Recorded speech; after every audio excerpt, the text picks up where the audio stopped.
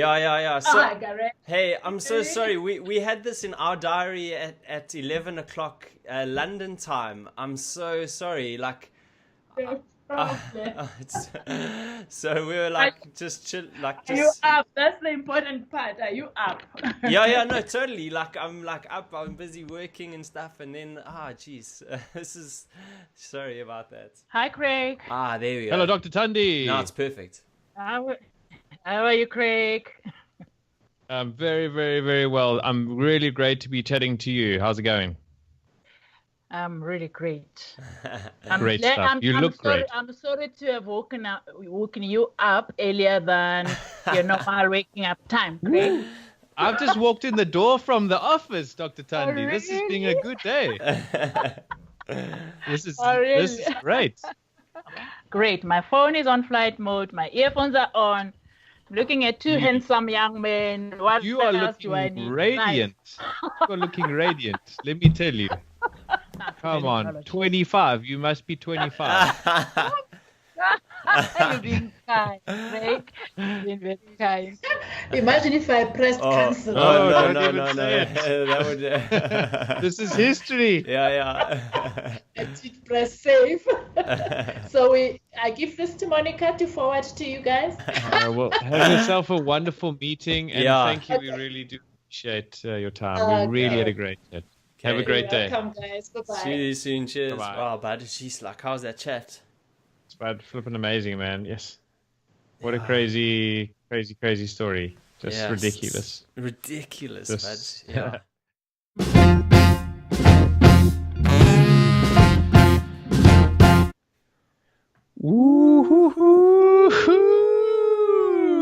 What's up, Gareth? Great, guys. How's it going, my man? How's your Monday? Yes, been a good Monday, man. How about yours? Yeah, it's been really good, but it's actually still very cold though. It snowed all weekend in London, so it's like I'm sitting here with my blanket wrapped around my legs. Rugged up. Yeah, exactly.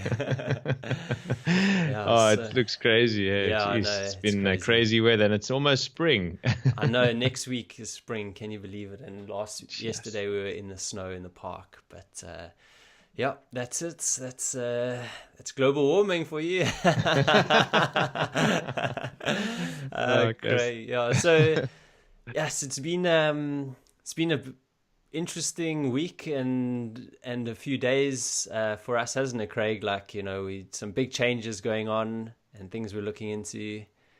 Yeah, it's definitely been a big few weeks. We mentioned last week that you also going on your coaching, but also it's been like bigger picture stuff that we've been discussing. We've had some really big discussions about, you know, what are we doing with the podcast and this platform that we have created. We are having like just the best time. We're really loving chatting to our guests and the interaction we're getting with people. But we also want to like take it to the next level, and we want to really slingshot the podcast into a bit more of a business as well. And it's really, really exciting for us. And one of the things and one of the more important aspects of running a business is to be creative. And the creativity that Gareth and I have together is pretty special. Because it's all through Skype. Exactly. And we were just discussing earlier that it's quite tough sometimes to have these in-depth discussions purely on Skype. So one of the things we'd love to try and orchestrate is that we start to get a bit closer and live in the same town, hopefully, so that we can actually just really, really take it to the next level. But that's been an interesting journey as well. Hey, Gareth. Yeah, it has, for sure. I mean, we do talk about this a lot, and you know, we want to basically have a nice big piece of land together that we have our sort of separate houses on, and we can wake up and, yeah, like you said, just be much more collaborative in person and more creative and grow what we're trying to grow. So the first step was, you know, like where do we both end up? Where do we go? What are our options? So we sort of have made, like, I guess a short list, and one of the first one was for myself and my girlfriend to move to Australia or look into Australia. It just makes the most sense for all of us as, Craig and his girlfriend Shanti and, myself and my girlfriend Marissa, it's for us to go there. So we had our meeting with the migration consultants on Thursday night, and yeah, it was a tough conversation because we were like there or thereabouts with what we needed, but at the same time she almost said, look, it's just going to be super difficult because you don't quite have the right amount of points to actually maybe take this forward. So that was a tough pill to swallow, that's for sure. But not something where we're closing the doors on just yet, because there are other creative ways. I guess if anyone listening to this has any cool ideas that they want to share with us, then that'll be great. And yeah, we're just going to carry on documenting our journey. We think it's important to document things. And in the context of this week's chat, it's a super amazing chat with a lady called Dr. Thandi Ndlovu, who is a South African woman of great importance, and great importance to history of South Africa too. And Craig and I feel it's very important from our point of views to talk about the history of South Africa and to document what actually went on in our past. And one of the things that is worth also going into is race relations. Hey, Craig. Yeah, for sure, man. And obviously it's a subject that is not always necessarily the easiest to get into. People, it's a contentious issue, but it's also one that's super important to discuss because it's there all the time. And it's sort of this elephant in the room that we often don't end up seeing or wanting to see and then not discussing. So we just find that opening dialogue is the first step. And, we don't know everything. No one knows everything. But if you're open to just listening and having a bit of compassion and caring, it gets you such a long way in that dialogue. And you'd be amazed to just hear, the story or one story from another perspective. And Dr. Thandi is just, she's just lived such an incredible life, and she's come out the other side through really tough racial issues, but come out with a positive message. And that's one of the biggest take homes from our chat. And that just speaks volumes to her as a mother, hey, Gareth? Yeah. And a woman leader. Exactly, for sure. I mean, one of the things which is very obvious in the chat that, Dr. Thandi is like a mother figure for so many people.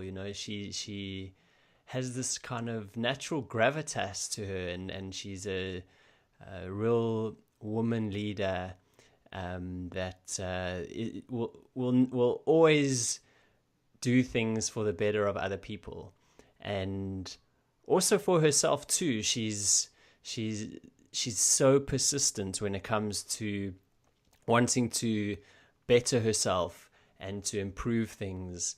And one of those stories is her sitting outside of a university to enroll for days and days and days on end so that she could enter into a degree to study to be a doctor in Zambia.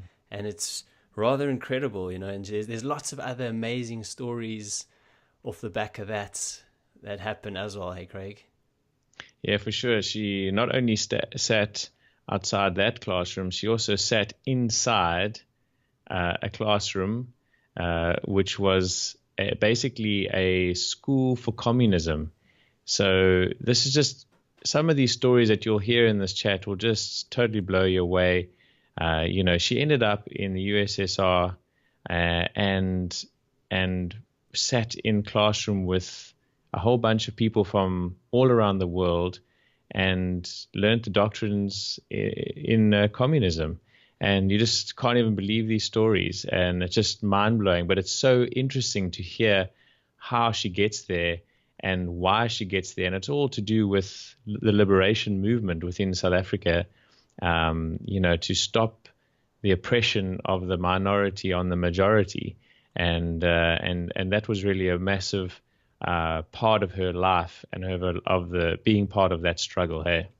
Yeah, absolutely. Yeah. This is a story of adventure, and one that is rather incredible.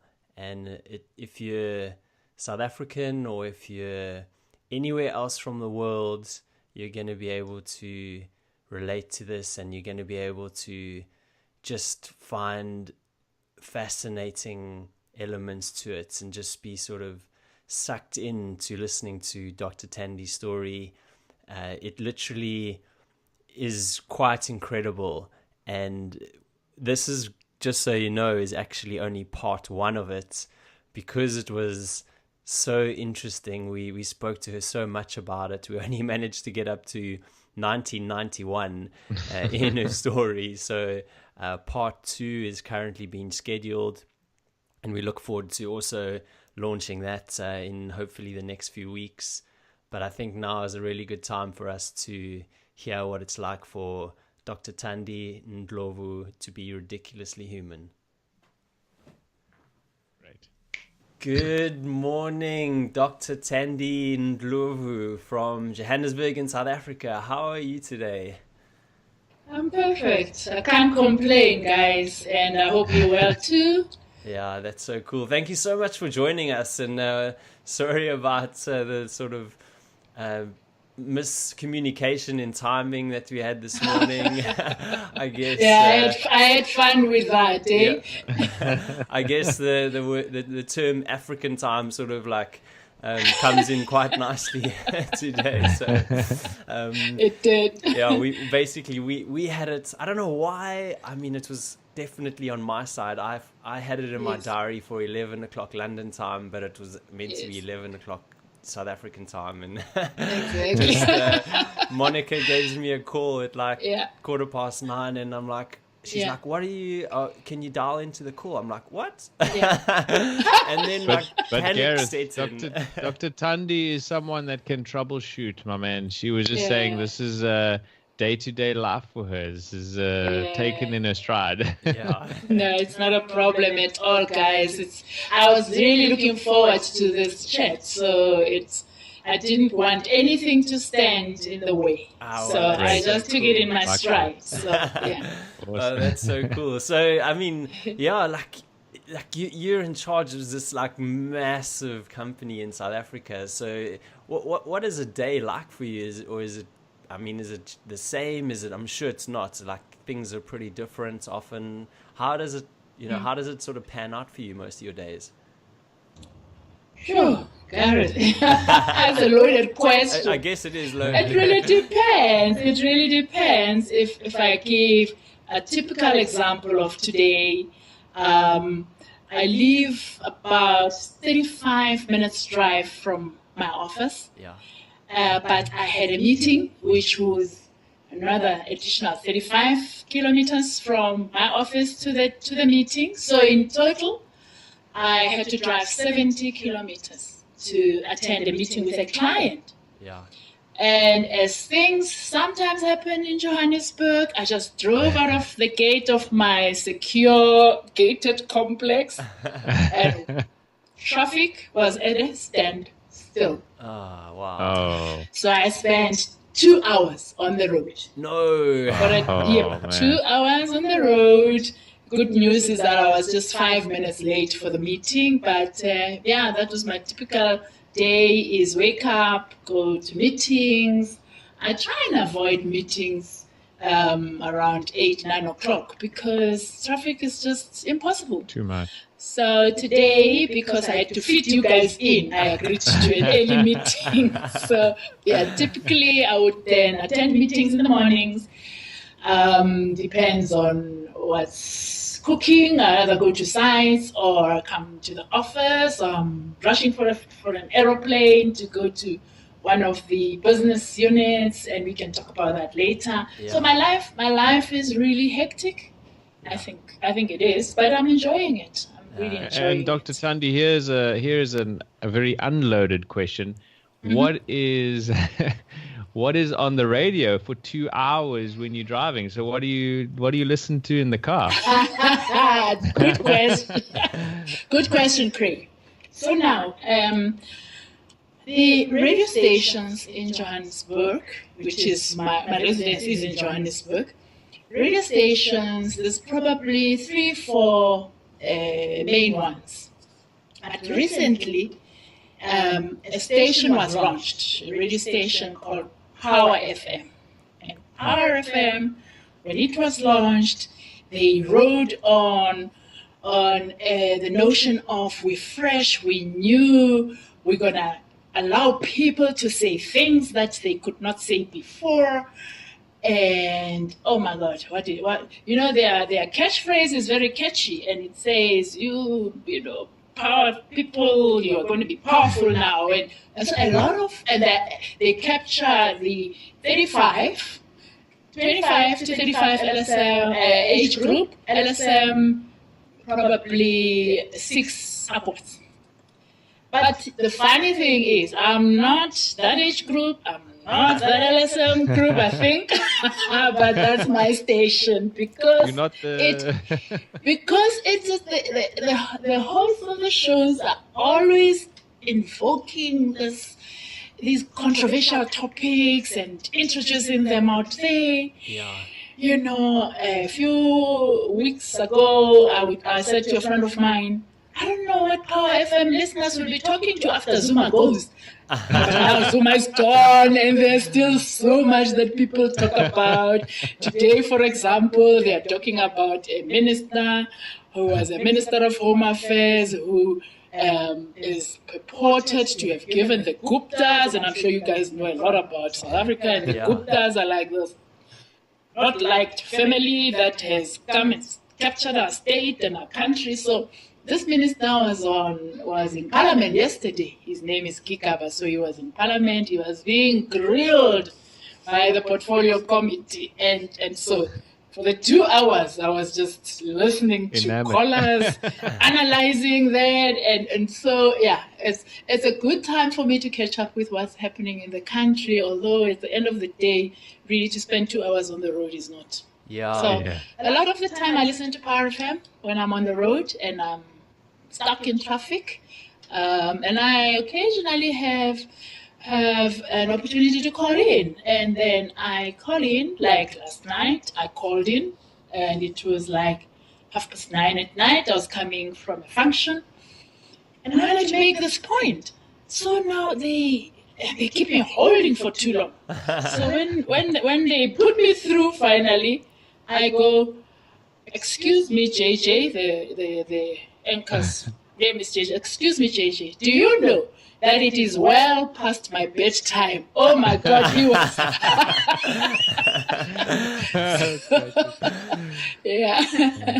So I'm having fun with just being where I am in terms of age and experience and running a business, and sometimes I let my hair hang loose and I talk to 35-year-olds as if they are my age mates. So I kind of enjoy that. Yeah, that's cool. I think it's important to kind of stay relevant, isn't it? And remember see what the youth are doing and hear things from their perspective. Especially because we live in very interesting times. In South Africa, I tell young people, especially the youth, that You know, we had a period in our history where we all hated each other. It was tense racial relationships. We got the democracy we wanted in '94. Just when we thought we were getting there, we had that terrible space when really we watched, some of us watched as our country was just going. But now it's a new era. We all are very excited about it. We're excited about the new president. We probably are not so excited about some of the people he brought back to his cabinet, but that's another story. But I say, it's interesting times. So for me personally, marches is a time when I should be retired and looking after my grandchildren. I'm saying I'm doing none of that. I want to see how this is all going to pan That's out. a really nice way to start a chat with a real feeling of excitement and sort of hope for the future. And excitement is certainly sort of how Gareth and I felt coming into this chat with you, Dr. Thandi, because you are seriously one interesting person that has got a lot of life experience in lots of different things, and there are very, very few people out there that have a story like yours. And obviously we'd love to start like getting into that a little bit more now. And you know, you mentioned your grandchildren. Let's take a step and let's have a chat to the young you, where before you were the doctor. What was your childhood like? Where did you grow up, and what did that look like for you? Oh wow! How much time have we got? Sit back as long as you want. Well, I was born in Soweto. And why I'm born in Soweto, in a place called Orlando East, is because my mother and my father, both of whom have no origins in Soweto, go to a teacher training college called Kilnerton. So those days, black people, if you were good at school, you either became a lawyer, a doctor, or a teacher. In fact, it was teacher, lawyer, doctor in that order, because it was very difficult to find colleges for teachers and universities for doctors and for lawyers. So my parents, my mother, who came from the Free State, it's a little enclave surrounded by a lot of other provinces, came to Kilnerton, 18 years of age, met my father, who came from KwaZulu-Natal. Now, the interesting thing there is that my mother couldn't speak one word of Zulu. And then she meets this man who comes from KwaZulu-Natal, who can't speak one word of Sesotho. Anyway, I suppose, which is what my mother spoke. So they meet in Kilnerton, and then 3 years later, they decide to get married. So they've left their families in the villages, they come to Johannesburg to go to school, they decide to marry. Anyway, so my sister, Jeanette, first my brother, is born in 1950. My sister Jeanette is born in 1952. So my parents decide, okay, we now have a boy and a girl, and we're both school teachers, we don't want a large family. And then at some point my father says, okay, but I just have one boy. And you probably don't know, but in the Zulu culture, they pay, they value boys more than girls. Wow. Because the girls are going to go off and marry, but the clan, the family name is retained by boys. So my father twists my mother into having another baby, and in his mind it's going to be a boy. So, and then those days, you know, there was no scans and whatever, and on the 25th of December 1954, my older sister Jeanette goes missing in the township. and they look all over for her. A little 2-year-old girl is missing. I must say the stress those days wasn't as much as today, because some people knew she's missed, she's gone off with somebody. But my mother goes into such panic that she goes into spontaneous labor. So I'm born early hours of the morning of December the 26th, and I was meant to be born only in January. So I always tell my sister that I'm an accident of history because of you. but I love the fact that I was born on Boxing Day in 1954 to the joy of my parents. But why my name is Thandi is because it's the full name is Thandiwe, which means the loved one, because there was such disappointment, guys, that, oh my God, now we have this girl. We wanted to have a boy. And so they said, well, she might be a girl. We're disappointed, but we still love her. So my name means the one who's loved. So I grew up in Soweto as a middle child, because after I'm born, they're looking for another boy. And then my younger sister, Granny, is born. So they call her Granny. And the last born in my family is then a boy. So instead of the 2 children they planned to have, they ended up with 5. So Dr. Thandi, sorry to interrupt you there. We can't actually hear you. I think there's something wrong with the Wi-Fi at the moment. Or the mic. Oh, you reckon? So what should I do? Oh no, now we can hear you. Now we can. Now you can hear me. Maybe it was not. I think little microphone on the earphones. Is that better? Okay, yeah. 100%. I think it was just the microphone. Maybe we just couldn't hear. This microphone. All right. So I was to say. No, you can carry on from there. On, Still got the recording. Oh, okay. All right. Perfect. Okay. So yes, I'm born in Soweto, the middle child in a family of 5, boy and girl, myself, girl and boy. And that's where I grew up. That's my childhood in Soweto. And I went to school in Soweto. I went to high school in Soweto. And, well, and what's I it can like? talk later about university. What's it like growing up in Soweto? Because, you know, us guys, like coming from sort of white suburbs in South Africa, we were never really exposed to it at all, you know, and you just kind of maybe heard stories. I think I was fortunate enough that my dad actually did some work in Soweto as well, so I went in to see it, and I guess it's like, you know, it's probably like for white people like quite scary in a way, and that's the way it sort of comes across. But when you read like the stories and you read the history, it sounds like it was really amazing growing up. There was like this great sense of community, and everyone sort of helped each other, and you all knew everybody. So like, what was it like? No, you're spot on, Gareth. You really are spot on. We grew up in a deprived environment. I mean, we didn't have much. All of us in Soweto those days. There were just a few families. And I was lucky because my family, my mother being a primary school teacher, was an entrepreneur. And so she did many other things. Many other things. She ran a little store, fruit and vegetable store.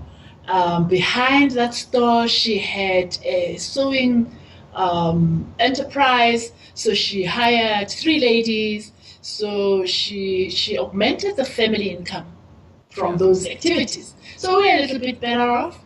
And so we were able, on our street, for example, we were able to take care of quite a number of children who came from less deprived families.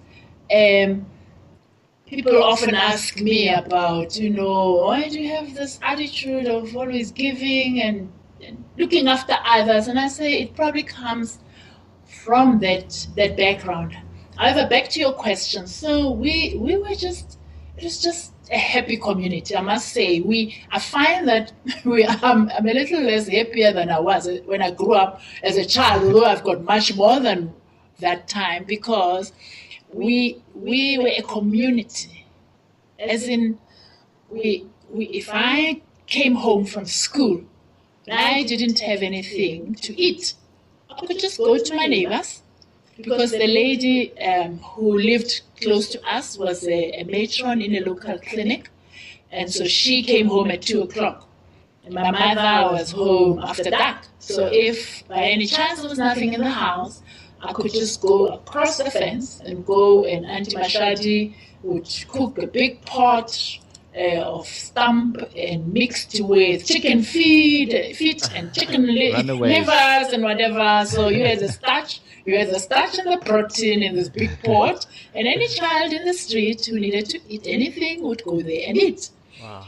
If you look at the community relations, for example, we knew everything about everybody else. We knew if somebody is left in the house because they're unwell, and people who look after them have to go to work.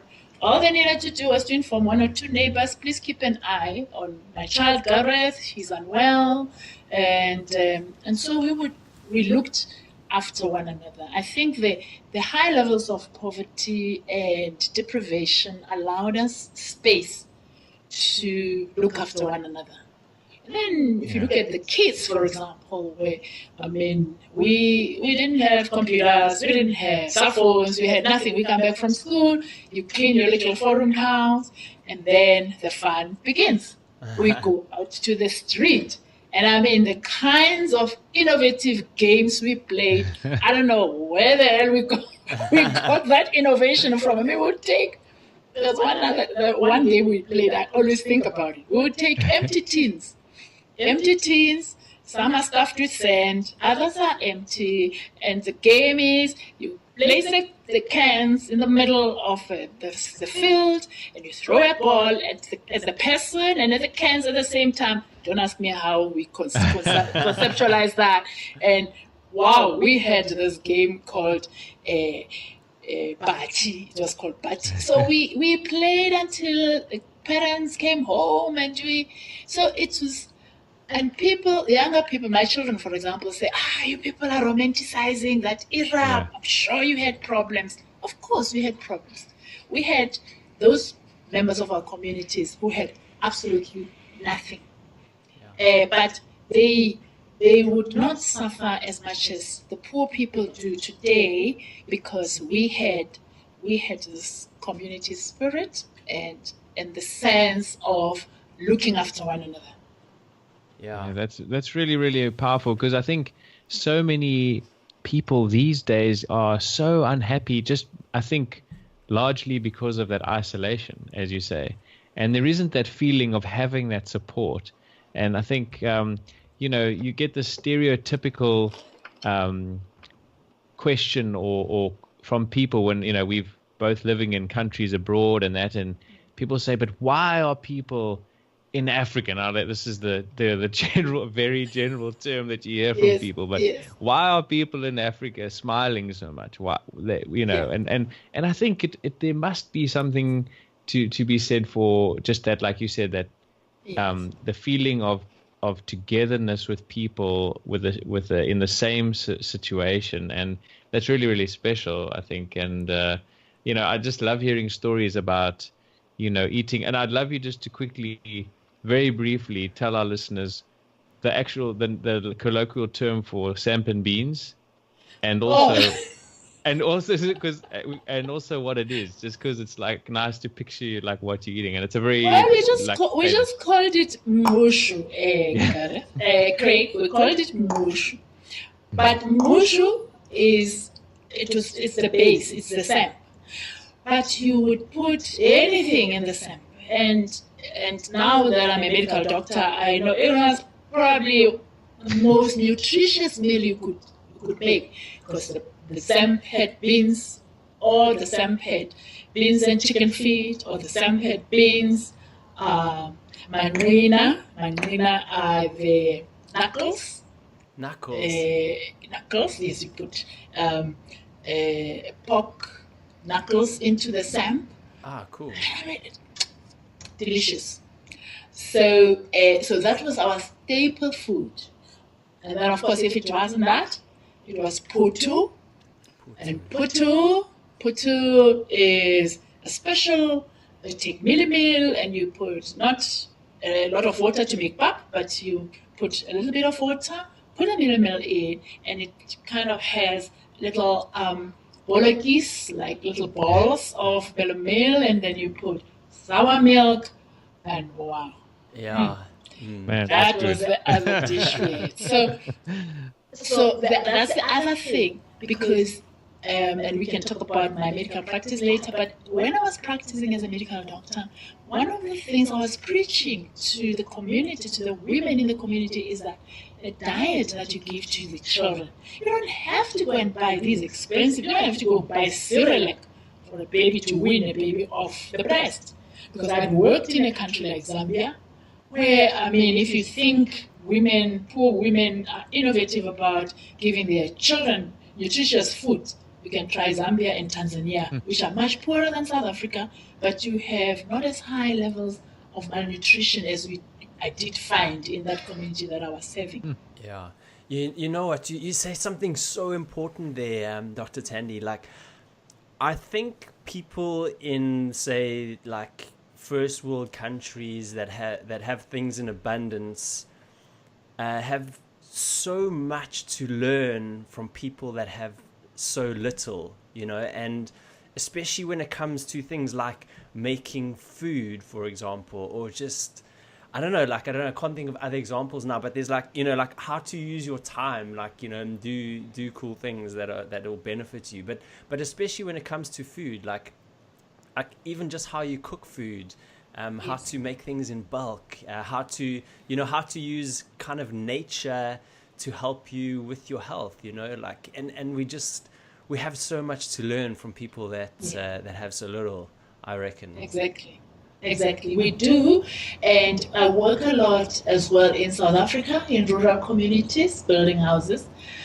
And every time, Gareth, I get into a community, that's the thing that strikes me the most, that we in South Africa have, I think, overpromised our people a better life that will be provided by government. And to a large extent, okay, it's reversing a little bit now, but to a large extent, I found a couple of years ago, and I would really fight the chiefs and people responsible for communities to say, you know, you've got this huge tract of land. In Zambia, where I come from, at least where I started, you go to rural areas, people are almost self-sustaining in terms of food and food production. And I found that in a lot of instances, people in South Africa, poor people, would be sitting and waiting for a government agricultural extension officer to come and provide them with seed, for example. I'm like, but seed, if you go and you buy a packet of seed, when you get your income, your grant, you can then begin to, every season, be able to plant and rotate what you plant on the land, and. So I have found, just to summarize your question, I've found, in terms of my experience, I don't know if other people have experienced it differently, having worked with rural, poor communities in a country like Zambia, that they were able to actually be so innovative around crop production, food production, and being self-sustaining, and as opposed to what I found in our countries. But we're getting there, I think. Yeah, for sure. Like, definitely, they're super resourceful, I find. You know what I mean? Like, that's probably the right word to use. Very resourceful, yeah. Yeah, for sure. So, Dr. Thandi, you have such a great story, and I know people love to hear the journey, and they get so much out of it. And there's so many parts of your life that we want to touch on. So if I can just maybe fast forward a little bit in your life to where we just left off. You, like you said, you went to school in Orlando, and then after that you were in university doing your bachelor's of science, and then at that same time, around about then, was a real treacherous, sad angry, violent time in South Africa, and it was the start, well, part of the time was the start of the Soweto uprisings in 1976. And, you know, you obviously witnessed that firsthand, and it was really sad time for you too, because your brother was a victim there, one of the first ones. Do you mind please going into that a little bit? First of all, just explaining maybe what brought about the uprisings, and then, you know, what was your experience of it? All right. Sure. It's a long story about.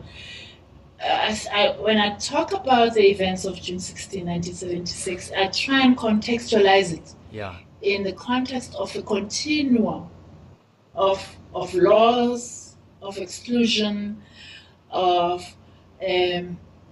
depriving the black people of our country the right to a decent education, and subjugating the majority to be able to perpetuate the rule of the minority. So that basically June 16, 1976 should be looked at in that context, so that all our listeners on this program can understand that it wasn't like an isolated incident. As early as when I was at high school, which would have been 4 years prior to 1976, we already heard that the government was trying to introduce laws that would force Afrikaans to be the main language of instruction at the level at which we were studying. Wow. And at that point, we had the beginnings of what was called the SASO, South African Students Organization, which was a black-led student organization led by prominent people like Steve Biko, Mamphela Ramphela. So that cohort of students that were facing that challenge, I think, were strong enough that I think government was wanted to phase it in gradually. So 1976 was kind of the climax when my own father, who was an Afrikaans teacher, by the way, because he was in primary school, he was teaching Afrikaans, would go into class and teach his pupils in English. He would teach his pupils in English, and as soon as the inspector, because those days we had inspectors of schools, as soon as he sees this inspector passing, he quickly switches back to Afrikaans. So that's how the educators, some of the educators were rejecting this. And the students, unbeknown to parents, including my own father, would tell us when he was alive that he had no clue that the students had been mobilizing to go on this massive, peaceful demonstration against the extension of Afrikaans as a language to as a medium of instruction. So I hope I've been able to contextualize this June 16, 1976. So there I am at university. It's my final year of a Bachelor of Science degree course, and I am a leader in the students' movement at university, though. And we had, my friends and I had agreed years before that we will not get into a train to go to come back from the Eastern Cape, going back to Johannesburg, remembering that those days all the universities that catered for black people were, we called them bush universities, because they were in the so-called homelands. So if you needed to go to Wits, you needed to go to UCT or to Stellenbosch University, you had to have a special letter signed by the then Minister of Interior of Bantu Affairs, they called it, to get permission to go to these institutions. And 99.9% of the time, you would not get that permission. Sure. So I ended up at the University of Fort Hare, studying for a BSc degree. And Fort Hare being in the Eastern Cape, My home was in Johannesburg, thousands of kilometers away. So when we got onto a train, because we used to use a train to commute, we got into a train and it would take 2 days, 2 nights on the train to come to Johannesburg. But my friends and I had agreed, because once or twice we had been arrested, not me personally, but the student leadership, because invariably, there's going to be a big scuffle between the police on the train, the railway police, who were all white, and the students. For some reason. Okay, sometimes the students have a little bit too much to drink and they start insulting the railway police, and then we get to a train station, they're arrested, and they'll be there for like 2 weeks. By the time they are released, it's time to go back to university. So because I was a student leader, I decided, look, I don't want to be on the train. So we drove to Soweto from the Eastern Cape. Now, the other thing that probably a lot of your listeners will not know is that those days, African people and Indian people were like persona non gratas in the Free State. So to go from the Eastern Cape, which is the eastern part of our country, to come to Johannesburg, you had to pass through the Free State.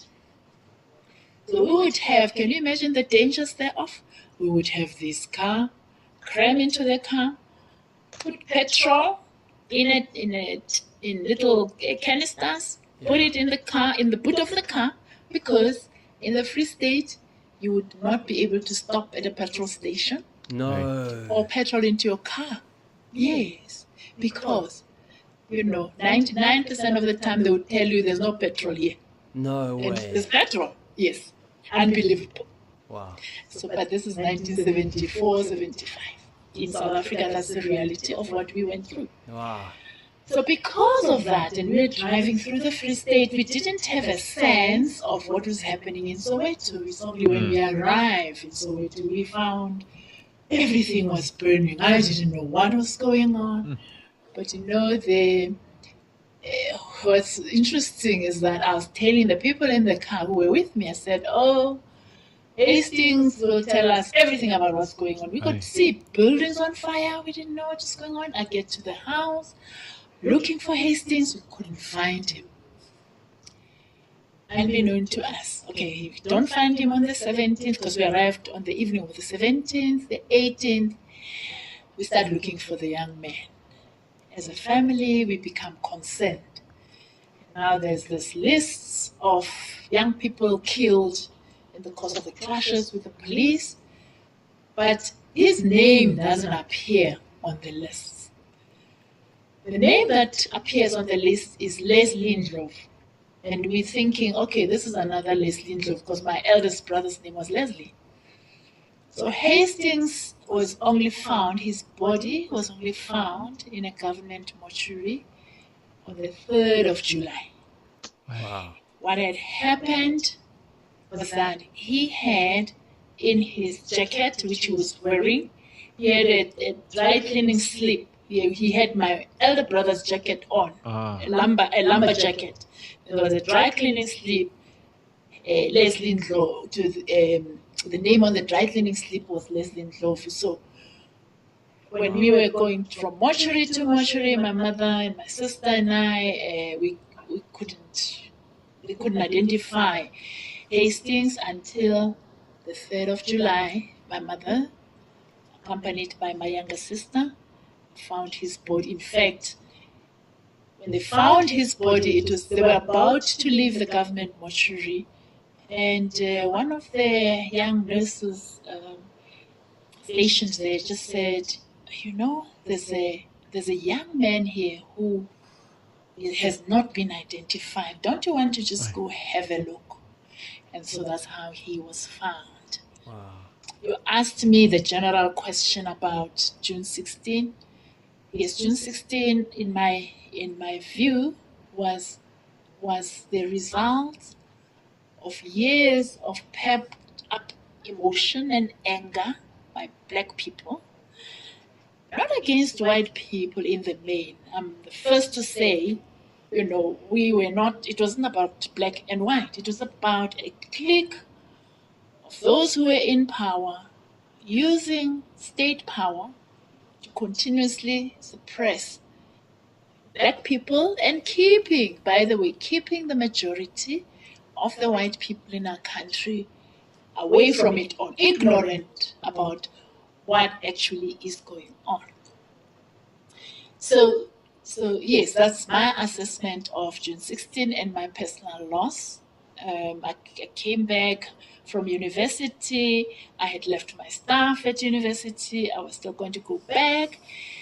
And I went back to university at the beginning of, towards the end of July. I was really broken because I told you about our history. Hastings was the last born in the family, and I mean, he was the jewel of our family because my parents were actually after I was born, they were really looking to have a boy in the family, and I think the way he was just such a fantastic young man. Everybody loved him. He worked hard. He looked after the children on our street. He would come back from school. He would get the kids into our house and help them with homework, and just a fantastic human being. So, the personal loss that I suffered, I always say, is probably because of the nature of the human being. And so for me, at the point of burying him, when we buried Hastings, I think with him, I buried just my own personal ambition. And that is why when I went back to university end of July, my only intention was to go get the rest of my staff from the university. By then, we had been exposed a little bit to the political movements, and come back and go and join the ranks of the liberation struggle. So my mind was made up at the point of burying my brother. Wow. So Dr. Thandi, can you try moving the thing again, your earphones? I think it's I think a wire might be a little bit loose. This. There Maybe we go. let me should I put this here? If you're able to hook it on there, that'll be amazing. Is that better? Now we're laughing. If you see us during the video, I might be moving closer to So is that better now? No, that's a million times beautiful. better. That's Thank you. I've clipped it onto my dress, so it will be fine. That is perfect. Thank you. Yeah. So Yes. We might have missed just one or two small little things at the very end there. Yes. But so this is obviously a devastating time for you and your family. And first of all, look, there's so many things to ask you about that. Bantu education is part of that context that I think is quite important for people to understand as well, like what that was. But moving on from that a little bit, because you've got but Craig, you're quite right. I think one of the things that, just one example of how terrible Bantu education was, is the history. Before you get there, sorry. Can you just, if you're going to talk about it, can you just give our listeners a short introduction to what it is? Because a lot of people might not even know. Okay. What is Bantu education? Bantu education was a system of education designed with the sole intention of keeping the black people ignorant, not properly educated. The very, and I cannot quote it verbatim, but the act of establishing a system of education that was called Bantu education actually had one of the provisions being that African people cannot be educated to be active in the economy.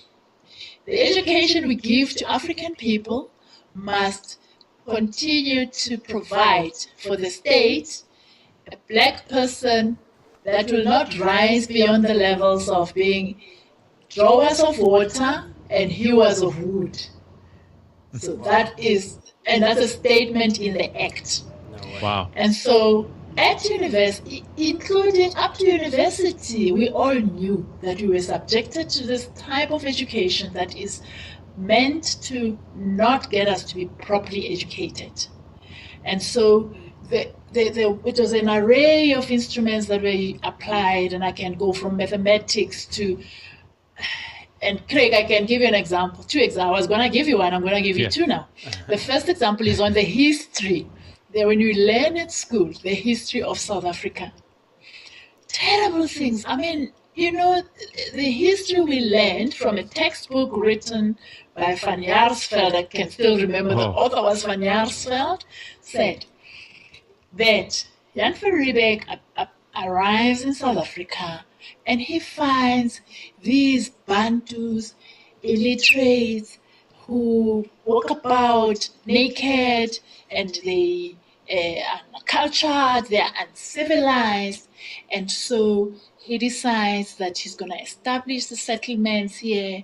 And when now in the 1830s, there's all the battles that were going on between the Africans who were protecting their territory. Look at the Battle of Isandlwana, for example, where the British were fighting with the Zulus. The Zulus wanted to retain their territory. That piece of history lesson would actually twist the history and talk to the fact that here were the British coming to South Africa to enlighten and move Africans out of the dark ages and get them to be educated and civilized, and hordes of marauding, barbaric, black people, Africans, Bantus we were called, hordes of marauding, illiterate Bantus attacked the British. So now, picture that you are now sitting in class, you've been given that lesson. Okay, let's pack that. The mathematics that I was taught. Remember, I left Fort Hare as a third-year Bachelor of Science degree student, and when I decided to go back to school, I went to the University of Zambia, and we can talk about that later.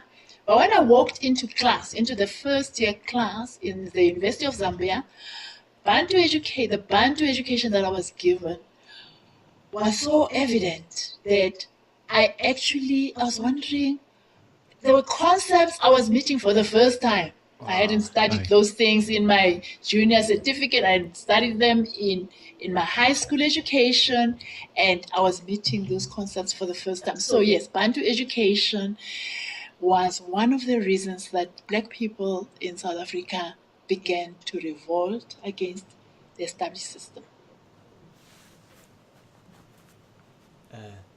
Hello? Yes, I'm still here. Yeah, no. Sorry, it just stopped there. We couldn't. But yes. So it's.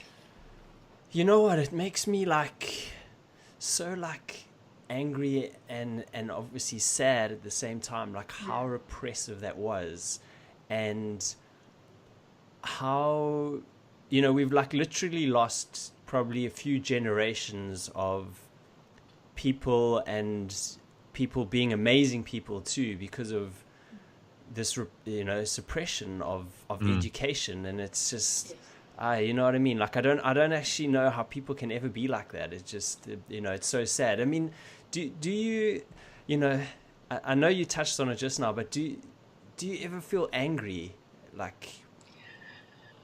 Do you ever have you must have some sort of emotion? I don't know. I think so before you go there, I mean, because I feel like I would be angry, you know what I mean? And I also feel like maybe white South Africans, they've forgotten, or they don't even know any of the stuff that went on, you know what I mean? They would be angry themselves if it was done to them, it's I mean, I know it's going down a rabbit hole and stuff, to talk about that sort of stuff, but it's still, I don't know, I think it's still something worth at least going into a little bit. Well, Gareth and Craig, a long time ago, many moons ago, I don't even remember at what point in my life, I seem to think I must have been 14 or 15. I just remember one day just having this sense of complete turnover in my makeup. Because yes, before then, I was an angry Black person. I was very angry. Because I think I was always ahead of my peers in terms of just my makeup, and that was just me. In school, I would teach others mathematics, I would teach them, and I was a little bit more intelligent. We can come back to that later.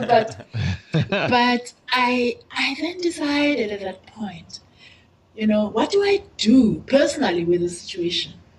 And that's when I had this complete makeover, completely. Because from then on, I decided my purpose in life is to see how best I, as an individual, can impact on the lives of the people around me, first of all, and just to be a messiah of a good news story about the future of our country. From then on, and I saw you mentioned, for example, Reverend Chikane and how we started the Students' Christian Movement. From then on, that was my aim, to be able to use my skills and my expertise and my makeup and my resources and everything to effect change in the system. Because I just realized that it makes you so extremely angry that you are consumed in this anger. And my argument with myself was, where does this anger lead you? Because it just incapacitates you. So fast forward to 2016, 2017, that's now how I look at things. And so the ability to have been part of the students' movement, to have gone, I remember in probably 1975, myself and a group of black students from the University of Fort Hare, because by then I was a leader in the students' movement, actually asking for a meeting with the students at the University of the Witwatersrand. So there we were via NUSAS, going to Wits under the pretext, so we organized something that looked like a picnic music festival, but in the course of that, we were talking to our white compatriots, unheard of for that period of our history, talking to them about how we can jointly do things that can take our country forward. So yes, I probably was angry before that time, but since then, I have tried to suppress the anger and replace it instead with some positive thinking that takes our country forward. Wow. Just to take a moment there, Dr. Thandi, just to fiddle with the microphone one last time there. Well, we might have to do it a few times. To move it this way. Is that better? Yeah, that's good. I can hear you.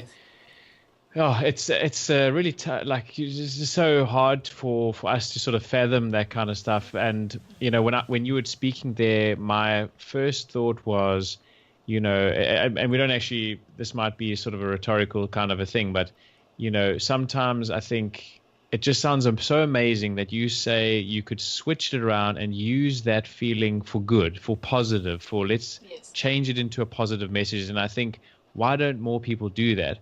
Then I also thought, but hang on, maybe it is good to be angry and to have a moment and have your say and use that anger for for instigating changes, and I think, it's a really tough thing. Like, how do you, that's suppressing someone's basic right to education is like one of the worst ways, or the most effective ways, let's say, to be like just the most heinous thing possible is someone's education. I agree with Gareth. Like, I've just felt that feeling of like, can't believe that can, and it's really smart way to do what an evil thing that those people were doing. And I feel like some of that anger, I presume you channeled that anger instead of just switching it off, I would imagine. I don't really know, but I'd love to hear like what made you switch? Did you have a mentor? Were you speaking to people? What was the process that happened with you? Who were the people that you were discussing these things with, which led you to that point? Well, it's a good question, Craig, because and I still use the same tools today, by the way, because anger can just consume you. Anger is energy, right, guys? Anger is energy. And when I say, how do I then divert that energy into something positive. So very quickly, I do manage, I think, and that's a skill, it's a tool I've adopted over the years. I mean, if you want to see me angry on a construction site, you'll be wondering, is that Dr. T? I'll be so mad. And then for that moment, I will scream and I will shout and I will look. And then I will go to the person, the perpetrator of the action, which is negative, which is forcing me to direct my energies to this negative feeling, and I will then talk to them and sit them down and just redirect that anger into something positive. Now back to the mentorship and whatever, I did say earlier on about how we were brought up. On our street in Soweto, we had the first black man to be appointed a bank manager, and Pratomi Molefe was the manager for FNB. First National Bank opened its first branch in Soweto, and he was manager of the bank. He was on our street, 2 houses from our house. Professor Mokokong, who separated the first Siamese twins to be separated by a black South African, that's Professor Mokokong. He's my peer. We lived on the same street. We went to the same schools. His father was a professor as well. So therein was another great human being who was a mentor. Tommy's wife, Poppy, was a matron at Baragwanath Hospital, and so she was a great mentor. But over and above those people who were high profile, our generation, Craig, was blessed with the ability for everybody in the community being able to support and to mentor you. And so for us, we were not looking at individuals. Okay, so that's my growing up. Then I go to university, and at university, maybe it's for my big mouth, I don't know, I am thrust into student politics, but we are mentored by people like Steve Biko. We are mentored by Nkosazana Dlamini Zuma, who was then a senior to us, Mampele Rampele, all these great South Africans that you know of. They were ahead of me as student leader.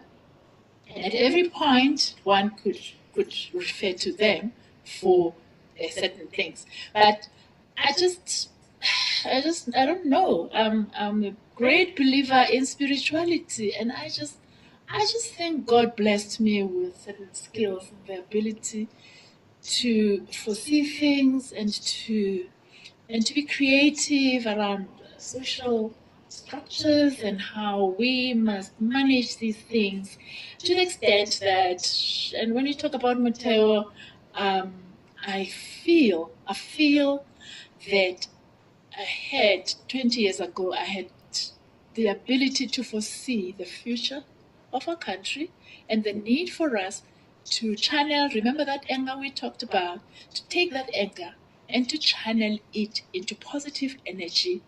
And because I did that, I now am at the head of a most fantastic business which incorporates all South Africans, all ages, all colors.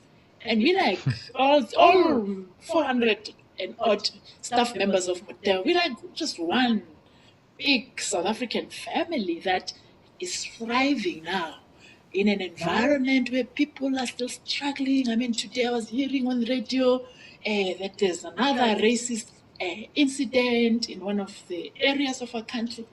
I don't have that in my business. And I think it's because 20 years ago, I said, how do I channel that into my skills and my expertise, put it in the middle, bring South Africans who think like me around me, and create a business. So if you ask me, maybe I'm too superstitious. I think there's a higher being, Craig, that just kind of directs me along the right path. I don't know. Yeah, wow. I mean, the world needs more people like you, that's for sure. And you know, having people with such a great heart and also vision is, like definitely, like I said, something that the world needs more of. And, you know, yeah, so going back to the story,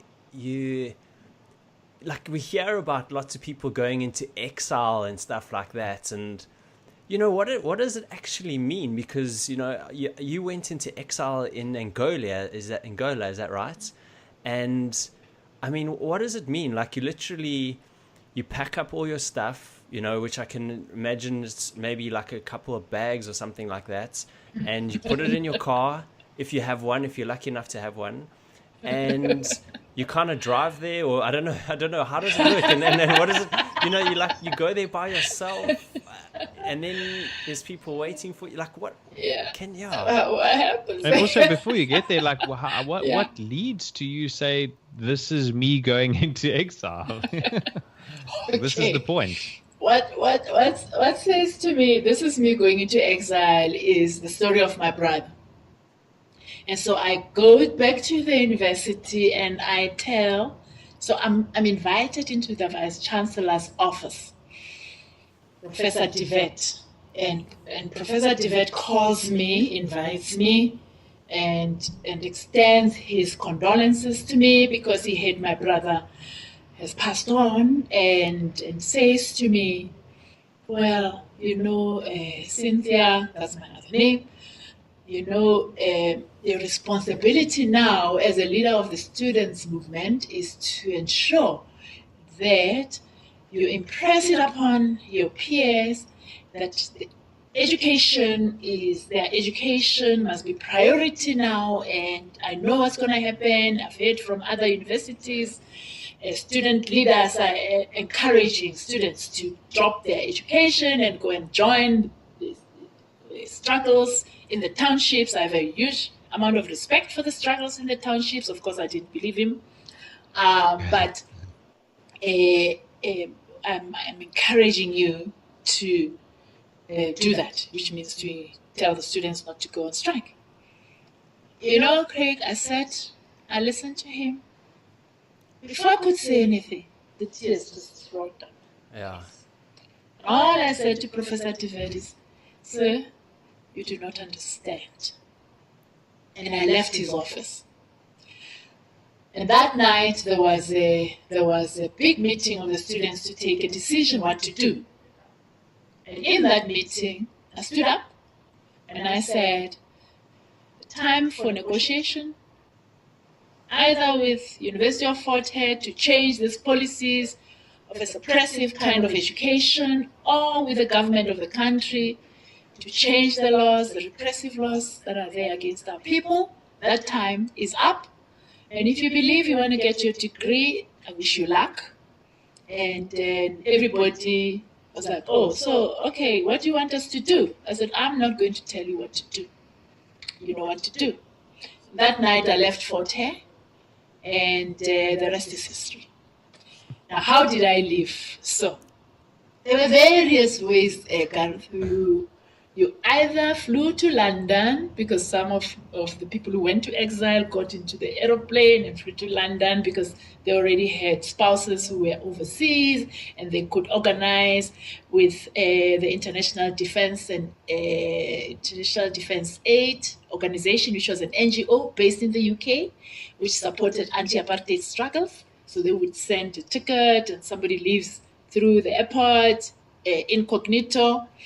Wow. But in my case, what happened was I'm sitting in the stoop outside of my home with my friends and my sister, and a police, well, they didn't know I know it's police, because they come in an unmarked car, they stop outside our gate, and they come in. And they don't look like police, they look like decent young white guys, 4 of them. And they ask us, oh, hi, how are you? And we are friends. And they go, hi. They go, hi, how are you? And we are friends of Thandi. We've come to check on her. And of course, I was smart enough to say, oh, sorry, Thandi's not here. Ah, wow. Who are you? who are you? And they go, oh, we are her friends from Wits, from Newsas. I said, oh, okay, she's just gone up the road. I'm sure she'll be back soon. But knowing Thandi, I promise you, it might be tomorrow because she's busy now with these things of hers, which is these political activities of hers. So I don't know when she's going to be back. So I was lucky because they probably didn't have a picture of me. And they left. And when they left, I turned around to my elder sister, Jeanette, and I said, it's time for me to go. Wow. Because by then, a lot of the student leaders from Motheo had been picked up and arrested and detained. So I knew that my time was up. Hey. And this sister of mine now says to me, oh, I don't know, how are you going to find these people who organize for students to leave and go to exile? And I said, I don't know. I just have to go and find out. And she says, I'm going to find out for you. Less than 24 hours later, I get a message that I must leave everything I have, walk up the street, our street, as if I'm going to the shops, and there will be a car, and it will be a white combi, and it will stop, and when it stops, I must just go into that combi. That's what I did. Hey. And getting into that combi, we were taken to a house, and they picked up, the combi had darkened windows, taken to a house, and we didn't know. That house was actually a few blocks away from our house. But they had taken detours so that we don't see where we're going. We were dropped off at the house, and we stayed for about 5 days in the house, darkened windows. They would bring food in the middle of the night and put it through the window. And when they thought it was safe enough, in the middle of the night, we were driven by combi to a place that was unknown to me. And we got out of the combi. They said, you guys, you're going to follow in a single file. You're going to walk. Remember, let's warn you, we're walking through a place where if we say, the guy at the front says stop, it will be very soft. The person at the back might not hear him. The next person must just say stop, and the next one stops. So that's how we're going to convey the messaging. Cut a long story short, unbeknown to us, we were walking through a triangle in the Kruger Park that links South Africa, Mozambique, and Swaziland. So that's how we crossed into Mozambique, where we were received by a functionary, a Mozambican who was a functionary linked to the ANC. We spent about a week there, and then we went on to Maputo, where we were taken by, we spent about a week in Maputo, taken from Maputo to Dar es Salaam. Wow. And that's where we spent about 3 months. So we left in September of 1976. And by January of 1977, we were then taken to the south of Angola for military training. Wow. Hey.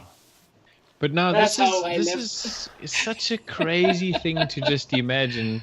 Yes. So all this time, do you know that, okay, military training, is it cloak and dagger? Are they saying to you, this is what we have in mind for you?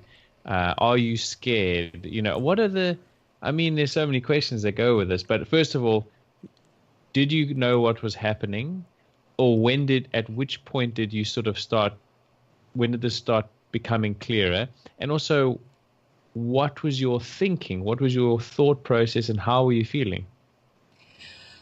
Well, Craig, remember that at that point, I mustn't say remember because you don't know this. So at that point, Craig wasn't born yet.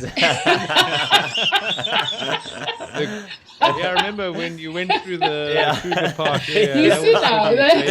You had your backpack on, Craig. Yeah, I remember that backpack. Yeah. At that point, I'm 21 years old. right? Wow, 21. 21 years old, finally a Bachelor of Science degree student at Fort Hare, student leader, leave South Africa in Mozambique. The information I skipped is in Mozambique. I'm interviewed by Jacob Zuma, who becomes then president of, yes, he interviews me because he is posted to Mozambique as a representative of the ANC. So when he interviews me, he kind of is taken aback. He says, but you know, there's two options. You can either go to school to finish off your degree, because September I'm 2 months writing my final exams for the BSc degree. Says, so you can go back to school and finish off your degree, and then you can go into military training. And I was very clear. I told Jacob Zuma, I'm not going to. The reason I'm here is not because I want to finish off my education. It's because I want to go and fight for our country. I want you to take me for military training. So that is how I leave Mozambique to go to a military camp in Tanzania, military camp in Angola. And as I said, I'm 21, but I'm the eldest in the group. So we have, in that group that is called the June 16th Detachment, we have about over 1,000 young people, men, and 20 young women. Wow.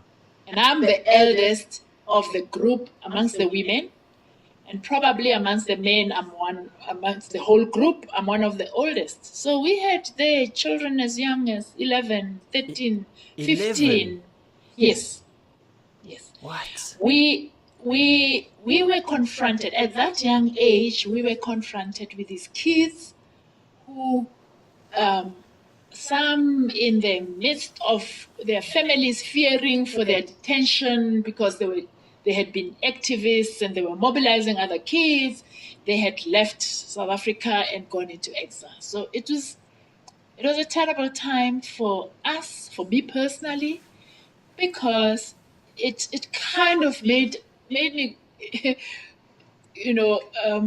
skip a growing phase, I think. As there I was, at 21, I had to mother people, children.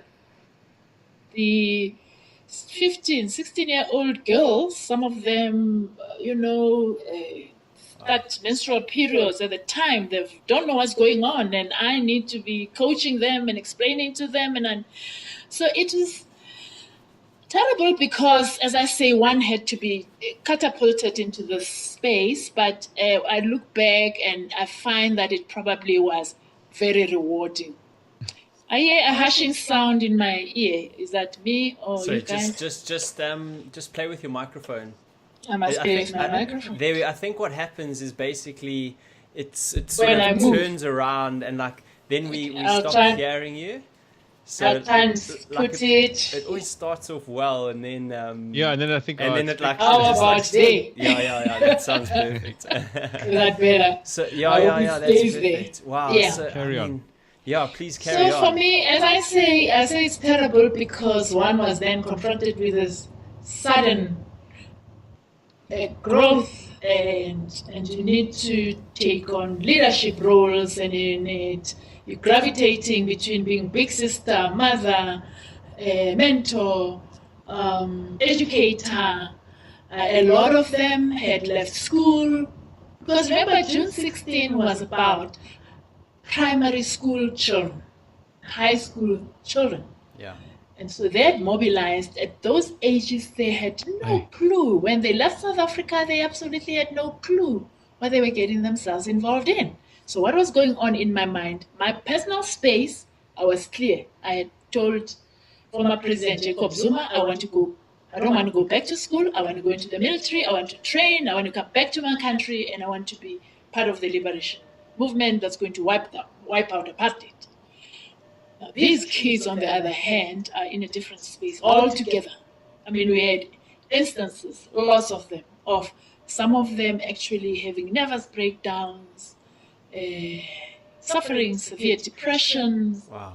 and so on and so forth. So to answer your question directly, Craig, it was a difficult time. It was a time of huge reflection on my side, but it was a time when my own resolve to be part of the armed struggle was consistently reinforced because I was confronted with all these problems. Yeah, wow. I mean, it seems so like crazy at 21 to sort of have to reflect, you know what I mean, on what's kind of going on in your life. Like that's literally when you must be enjoying it the most. And must be going to parties, totally having boyfriends, Summer leg.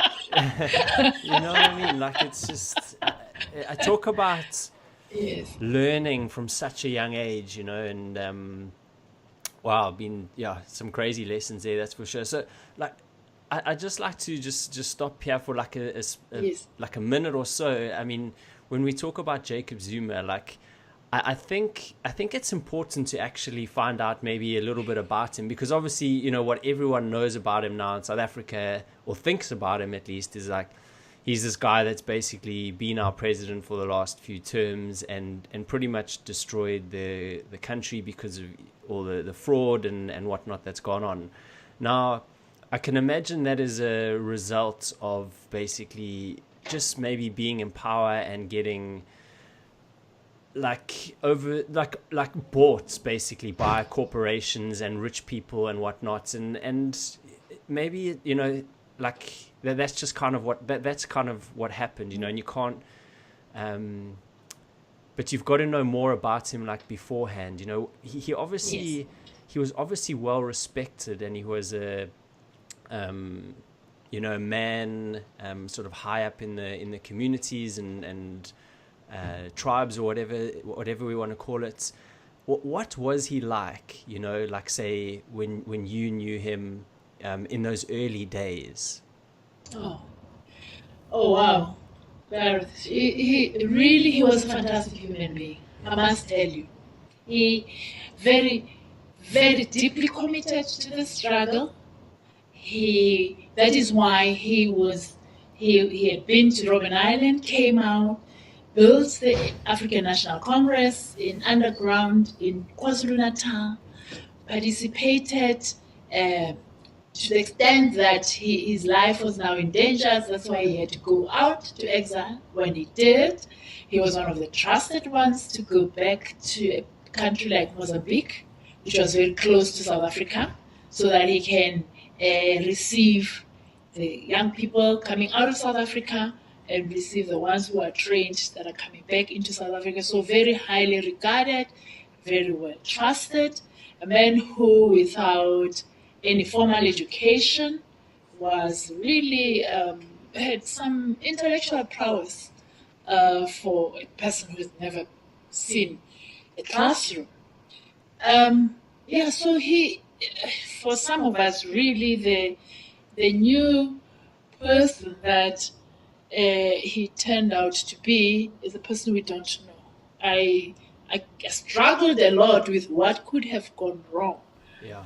And I get asked the question very often. You, as somebody who keeps saying you knew the man and he was like very highly regarded, what's your take on what happened? I don't know, I just feel maybe he, like a lot of people who may not be very well grounded in their own principles when it comes to material well-being, maybe he got sidetracked by the promises of wealth coming out of these people that obviously were utilizing his position to create wealth for themselves. It baffles my mind, certainly. It really baffles my mind. And I just think that's the one explanation that I'm conjuring, because I don't have an explanation, that maybe the guy just was hoodwinked into thinking that his association with these corrupt and clearly, what word can I use? They're very corrupt and unscrupulous characters would yield certain material benefits for him. So maybe But that's you know what what? happened. I'm sure, in some scenarios in life, you have people that thrive in a certain role and then just don't in another. Like they just can't handle that role, but they were really good in another. And people can make that mistake and think that they would be able to translate that sort of skill that they had in the one role into the other, and sometimes you just get it wrong. So that it could be as simple as that as well. And then couple that with the wealth and the pressures and all these kinds of things. Look, there's a lot of pressure on the guy as well, and there's so many things that it could Craig, potentially. is it not about, sorry to butt in there? No. Is it not about leadership? The essential elements of leadership, in my view, would be ethics, integrity, self-respect, respect for values, and for me, certainly, at the core of leadership should be your preoccupation with the well-being of others. And others are not me, as Dr. T. I can tell you now, I'm sitting here, I'm stressing about my children, of the Children's Foundation, because I've got a little bit of a cash flow problem with the foundation. And I can sit back and say, okay, it's not my problem, because I was trying to help them, but I'm not raising enough funding for them. When I sit and I talk about those children in the foundation, I know that my responsibility as the leader of that foundation is to primarily towards them as these people who have nothing. And so before I put something in my pocket, is it not that I must first think about them? So I just think so as a leader, I think he's a very good person. I think he could have led this country in a different direction. I don't have a doubt about the skills, the expertise. Because one of the things that he used to be very good at would be also something I subscribe to, as to be able to lead a flat structure, which is what I try and do in my own business. Motheo is a very flat structure. Yes, I'm the leader of the business, and there are occasions when I really have to now rise above the flat structure and lead. But why am I successful? It's because everybody around me is so damn successful that they make me look successful. And so, and he used to have that in him. But then at a point in time, I think he just went out and collected all these, I nearly said half-wits. It's true, though, let's be honest. And incompetent people. Yeah. And surrounded himself with those to the detriment of the country. And so I asked myself, at what point did you move away from what I knew were principles you held very dear? I don't know. So I think, just to answer Craig's question, Gareth, I think he could have made a fantastic leader that would have taken this country to another level. Yeah. It's just that something happened somewhere. Yeah, I mean, he clearly had a good way of leading, a strong way of leading, you know what I mean? Like, he obviously always got his people around him, and yes. I mean, the stuff he basically got away with was crazy, you know what I mean? But that's maybe testament to how good a leader he was, but in the wrong aspect, you know what I mean? Exactly. Exactly. So yeah, but that's so interesting. Thank you so much for sort of just letting us know a little bit more about it, because I think it's important still to know that, that deep down, everyone actually starts from a good place pretty much, you know, but maybe sometimes people, they don't have their own mentors or own leaders, or they're just a kind of little bit weak and they get skewed and go down the wrong path. And the important thing, Gareth, in my message is surround yourself with good people. Yeah. Because they will not always tell you what you want to hear. That's it. But they will make you look good. Yeah, totally. Yeah. Yeah, it's So important. true. It's important to have people that are going to sort of challenge your way of thinking, but Yes. but at least you're both thinking in the same path. You know what I mean? The same True. goal. So another interesting thing, which like I mean to me just kind of boggles my mind, right? It's like you went to the USSR, like I think it was in '79. I mean, it just sounds, I mean, insane. I'm sorry, like you to train like. It was military training, you know, like, and you know, I mean, for younger listeners, USSR was, you know, the bigger version of Russia, as you know it these days. Well, I mean, can you please just like, take us down that road for a little bit to explain what that was? Well, at that age, 1978, the whole year, I went and we left in January of 1978 and left straight out of the camp. So remember those camps I was talking about in Angola? Yeah. We, 1,000 men, 20 women, and then we train, difficult training by the Cubans, the middle of nowhere in Angola. That camp, when we got there, there was nothing. There was absolutely nothing. It was just an old chicken run, and we were told, this is your camp. Yeah. I'm like, but, you know, anyway, cut a long story short, we erected barracks, we cleaned up the place, and so we knew we were there to train, and then we would be selected to go to different missions. And we were told, you know, if you wake up in the middle of the night and the person who was sleeping next to you is no longer there, don't be surprised. And that's exactly what happened with me. My sister was in the same camp, my younger sister, with whom I left South Africa. And I'm sleeping in the middle of the night, someone comes and shakes me and says, shh, quietly, come. Left the camp, drove the whole night through the bush in the south of Angola, got to Luanda.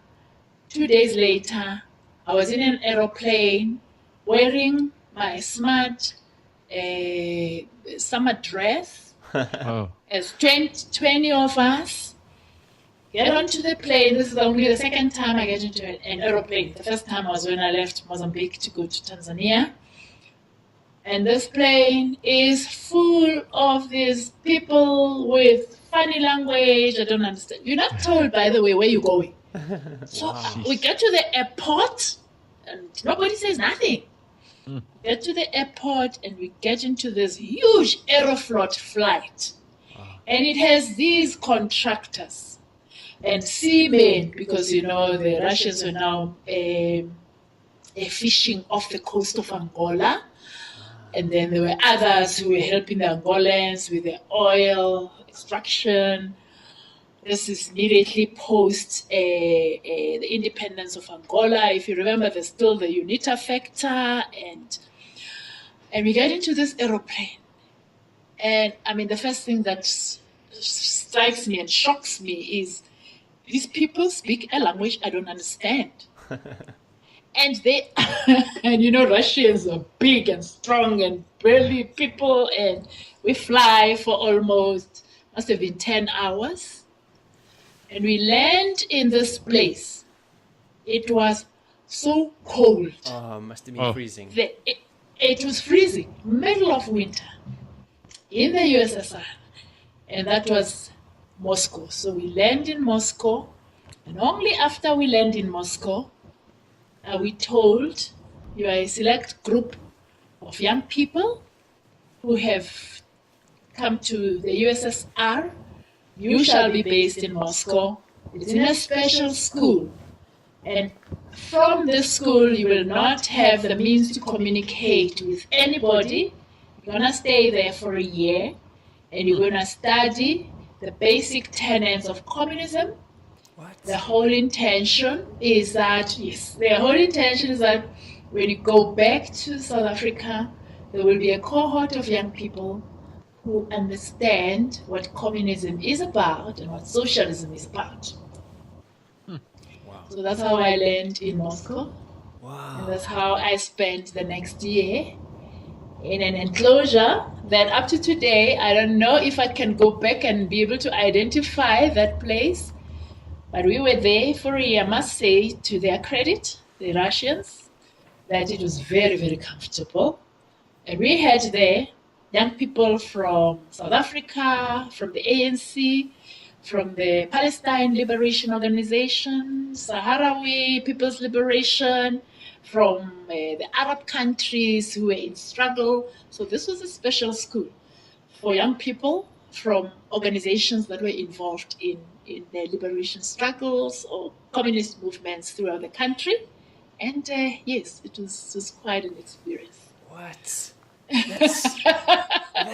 Like, it's great. So that like it's actually a school that they like create, and it's not just for South Africans. It's for people from other nations too. And yes. Is it they almost have like a curriculum, I guess? And there is a curriculum, of course. There's a curriculum, and the curriculum involved both theory and practical things that demonstrated the essence of communism and socialism and the world, or just the theory of socialism and communism. And I mean, you're talking 1978, and the world would have been a better place if everybody converted to the system. Wow. So was the Bible at the time? No, there's no Bible, Craig. No. Karl Marx. Was it Karl Marx? His book was your special handbook you had to read. No, there's no Bible. There's no God. Who is God? God is some myth created by the West to confuse all of you. And they were telling you these sort of things. Is that what they're telling you in yes. Wow. Yes. And sorry, so this is taught by like Russian guys, and they're speaking obviously English. Primarily by Russian guys. Some speak English. You'll be surprised, Gareth. Wow. They spoke perfect English. Perfect. Yeah. Some of them.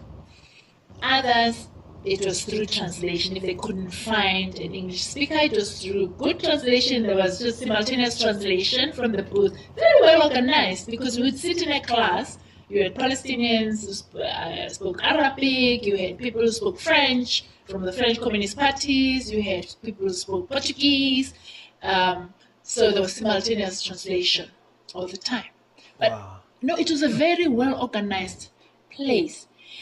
The essence of all of that was to get young people to appreciate and buy into the philosophy of socialism and communism as an alternative world social and economic order. Wow. Wow. I mean, And so, can I just ask you there's a few things. First of all, this is after the border war, which is a war, for people that aren't sure, where South African men, young South African men, were sent up to sort of stop communism in inverted commas. But this was after that war ended officially.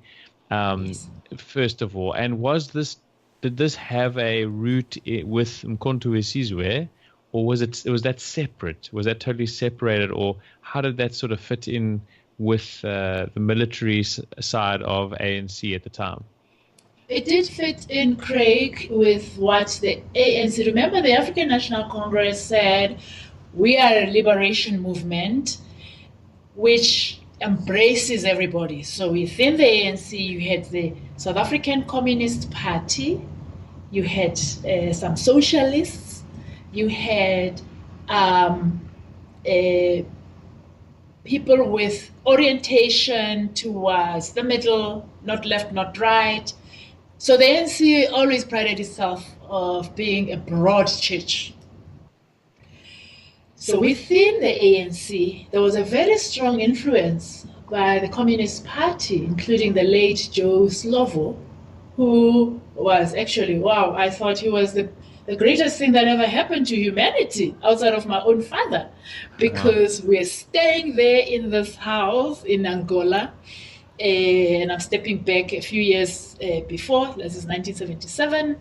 So the girls were separated from the boys. This is before we go to the camp. And in this house, in Luanda, which used to be the residence of the South African High Commission or South African ambassador who had fled because now the MPLA had taken over. So we, the girls, were in this. And so he was with us. He looked after us. Oh my God, I had such great admiration for that man. And he was a staunch communist.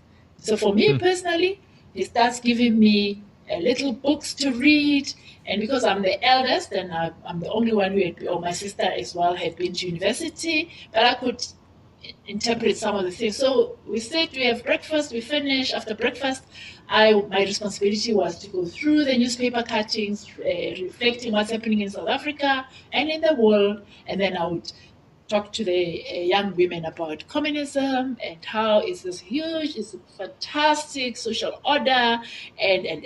So, answer your question directly, how do I find myself in Moscow? It's because I personally expressed some interest in communism. Because remember, I'm this revolutionary and I want to change the world and apartheid is terrible, but what do we replace apartheid with? Wow. And so I'm exposed to these learnings from especially Joe Slovo.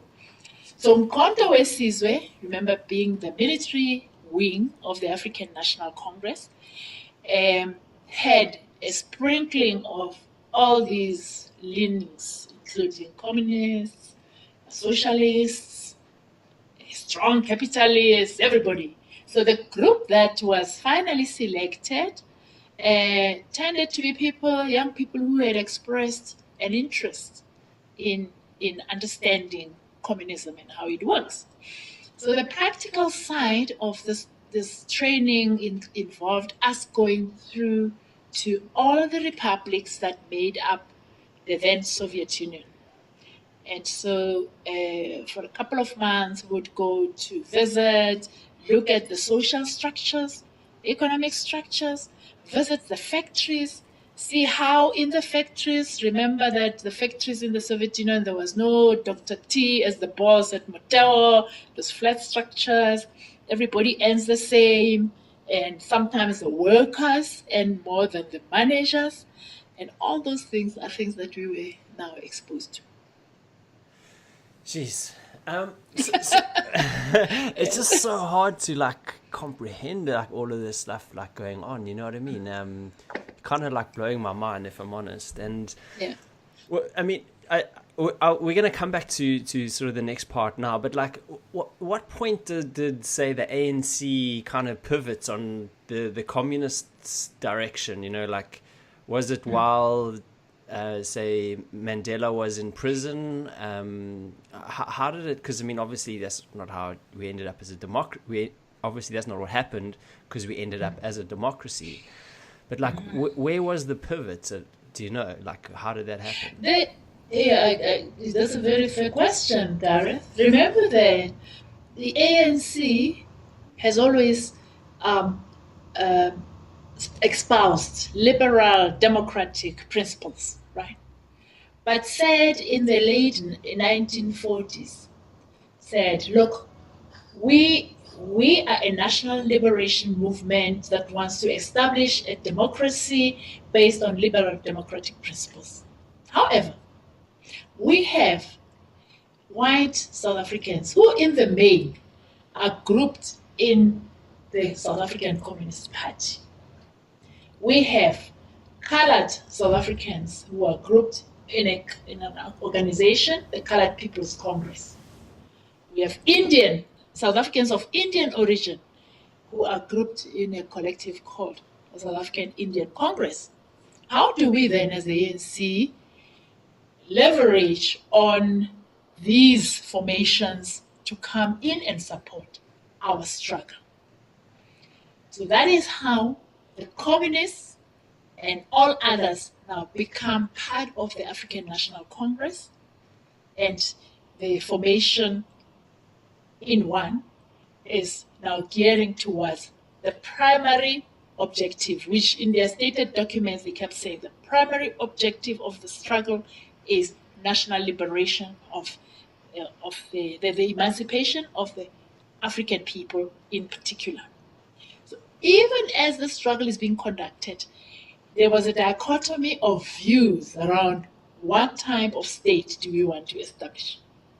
the Communist Party has always stated, even now they still state, that they are still looking for the ultimate objective of realizing the kind of state that they want, a socialist state, with, of course, a little bit of tweaking here and there. So to answer your question directly, the ANC, the core of the ANC is still at that stage of a democratic country based on liberal principles with the constitution as we know it. However, there still are some sprinklings of communists who are inside the ANC, and of course others are still organized inside the South African Communist Party. Okay, cool. Yeah. Okay, that's yeah. Thanks a lot for that. Explaining that. It's Yes. It's like really a melting pot, isn't it? It is. It is. Yeah. We call it a broad church. Yeah, it's fascinating. I mean, I'm totally blown away. So, Yes. okay. First of all, I just want to find out before we carry on, because what I'm thinking is like, I mean, I know we obviously started this chat late, and Yes. you're a busy lady. My time, and I can see I have another. My next meeting is at 3, and I have to leave by 2:30. So if we break by about 2:25, I'll be very happy. Okay, Which cool. is another. Yeah, we have enough time. I think it's Okay. 1:45 now. Okay, cool, Yeah. cool. I mean, I was either gonna say like, because this is such a fascinating chat, we kind of almost Yes. have to break it up into 2 parts because it's I don't mind Yeah. because I do have some time on. I'm traveling tomorrow. I do have some time on Friday but then we have I to think check that- your timing. No, that's cool. I mean, let's carry on with this, but at some point in Okay. the future, I would love to kind of go Yeah. more into a lot of this stuff with you. Yes. It's really so powerful. So and I don't want to like skim over stuff, but I still do want to like Yes. try and us to cover things. So, wow, you've now gone to USSR and Yes.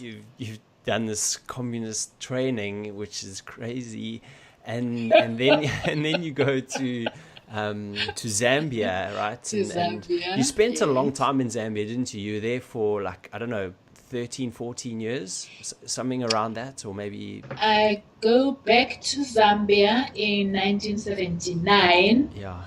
And then very briefly though, and then I am posted back to Angola Yeah.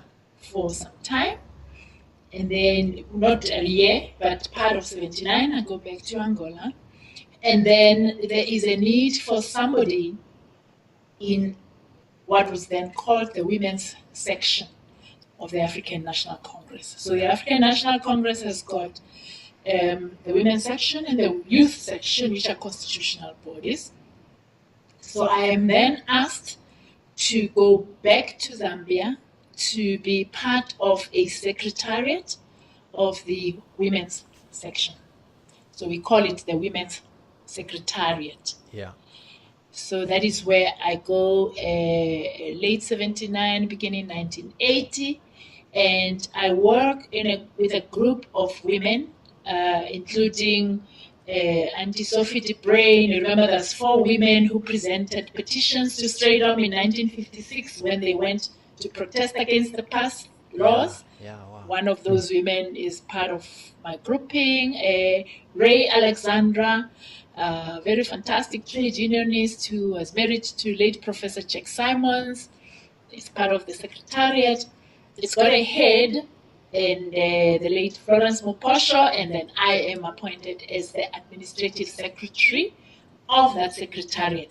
What is our responsibilities? Our role is mainly to coordinate the activities of the secretary of the women's section throughout the globe. Remembering, at this point in our history, we've got women who joined their families in London, in Russia itself. There's lots of students who had left South Africa and opted to go to school. The then Soviet Union had provided them with opportunities, so we had lots of students in the then German Democratic Republic. We had lots of students. We had lots of students in Cuba. And as attached to each of the student formations throughout the globe were units of women. So our role and responsibility was to look after those women. But more importantly, our role and responsibility was as well to link with the women in South Africa who were engaged in struggle. But that was an underground kind of responsibility, because we were not tasked with the day-to-day management of that process, but we received reports from those who were linking up with women who were conducting the struggle internally. Wow. So sorry, just to sort of like jump in there. So it's amazing actually how forward thinking, or I mean, I don't even like to say that word, but like that the ANC is when it comes to including women and also youth in their whole structure, which is, I mean, that's fantastic, that's for sure. But also the other interesting thing is like this web that they had almost created around the world, you know what I mean? And like the following and support that they had is quite incredible. Who was actually leading it though? Like, you know, was there a few people, or like was there one person going, cool, this is what we're doing? Okay. You know, guys, what I'm going to say is very controversial, but because I'm 63 years old, I can say anything. Exactly. I keep saying, in my view, and this is because this is the men that I was exposed to. In my view, the late Oliver Reginald Tambo, who was the acting president of the ANC at that time, I can attribute solely to him the wisdom and the vision to do exactly what you say the ANC was able to do. Remember, at that time, Mandela is in prison. The top leadership of the ANC is in prison.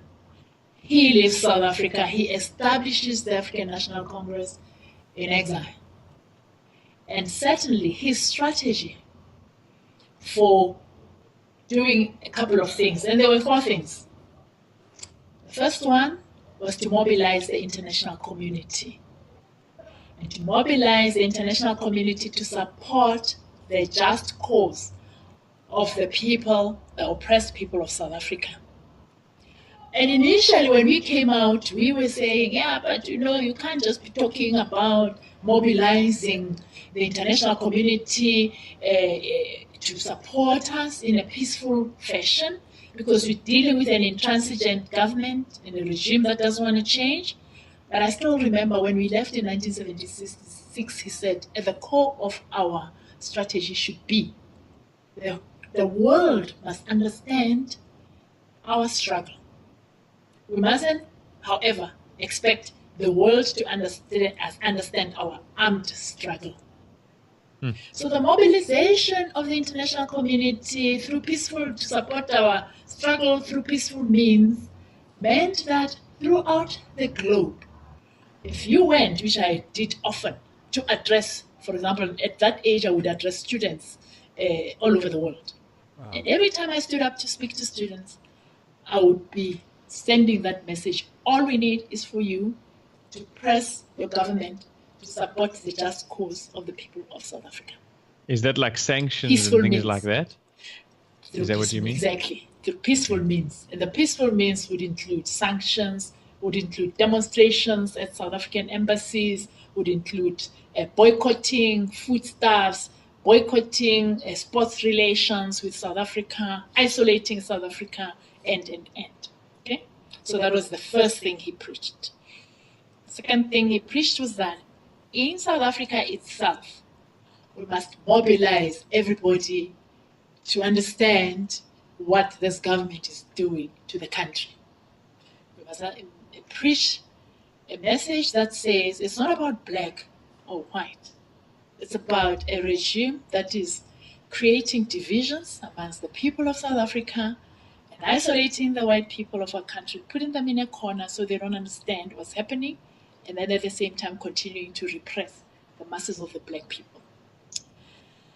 The third one was that in terms of South Africa itself, there must be a consistent effort to highlight, and he was very smart. He said, we will not win the war through an armed insurrection.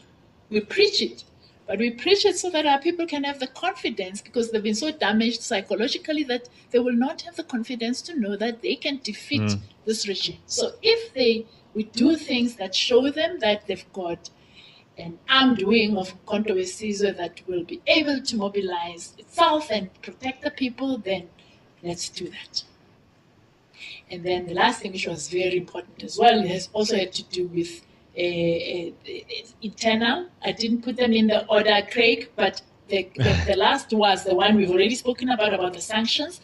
But the third one was about the mobilization of democratic forces inside South Africa to be able to support the cause of the ANC. So it was the mass mobilization of our people, even those who are not in formations, mobilizing the people who are in formations. That's how you got the United Democratic Front coming up, and you had lots of community organizations fighting for the rights of the black people. And then, of course, globally were the two things I spoke about, which was isolation of South Africa through sanctions and and mobilization. So do you mean by that basically white people drumming up support from white people specifically, or is it just people, anyone in favor of democracy? Actually, excellent question. Because part of that strategy, he taught us that we must send to white communities, we must send white people, because at that time, I mean, if I were found in Hillbrow, I would not even spend 24 hours in Hillbrow. If I was found standing in a street corner in Hillbrow, Craig, talking to you as a young man, even if I'm a 63-year-old black female, they'll say, what are you doing? And arrest me because I'm now found in Hillbrow at 8 p.m. in the evening and I'm talking to a white person, so I'm soliciting you. Yeah. So he was very clear. We must utilize the structures in our communities that would not overtly put people into danger. Organizations like the Black Sash, for example, you remember the Black Sash was this collective of white women, middle class, most of them from an advantaged position, but they were sympathetic to the cause of black people. Yeah. So Black Sash, he encouraged us to work through organizations such as those. So that man, I promise you, Gareth, was so ahead of his time. Yeah. When we came out as angry black students who had seen young people shot at in Soweto and killed, and we went out and we wanted revenge, and it was with a vengeance that we went and joined Mkhonto weSizwe. He came to our camp. He spent several meetings with us, especially us who were in the leadership of the camps, the older MK combatants, focusing our attention on the central question that must be answered in the context of the South African struggle. And saying to us, the central question is not about white people and oppressing black people. It has nothing to do with that. It is about a system that has been created, conceptualized, entrenched in our country, that has allowed for those in power to isolate the minority who are white and shower them with privileges to the exclusion of the blacks, therefore with the hope that those with privilege will eventually reign over those without privilege, because now they are preaching the possibility of an insurrection because there's going to be a communist onslaught, and you, the white people, are going to lose all your property, all your motor cars, all your whatever, because this is what the ANC stands for. So he single-handedly, in my view, assisted the ANC to craft the basic tenets of our current constitution. Okay, our current constitution is based on the Freedom Charter Constitution and Bill of Rights is based on the Freedom Charter, which is that document adopted in 1955 by the people of South Africa that outlines what we are struggling for. But the actual translation of that Freedom Charter into our current Constitution, I attribute it single-handedly to the leadership of Oliver Tambo. So that's a really, I mean, just such an amazing story. It's just mind blowing.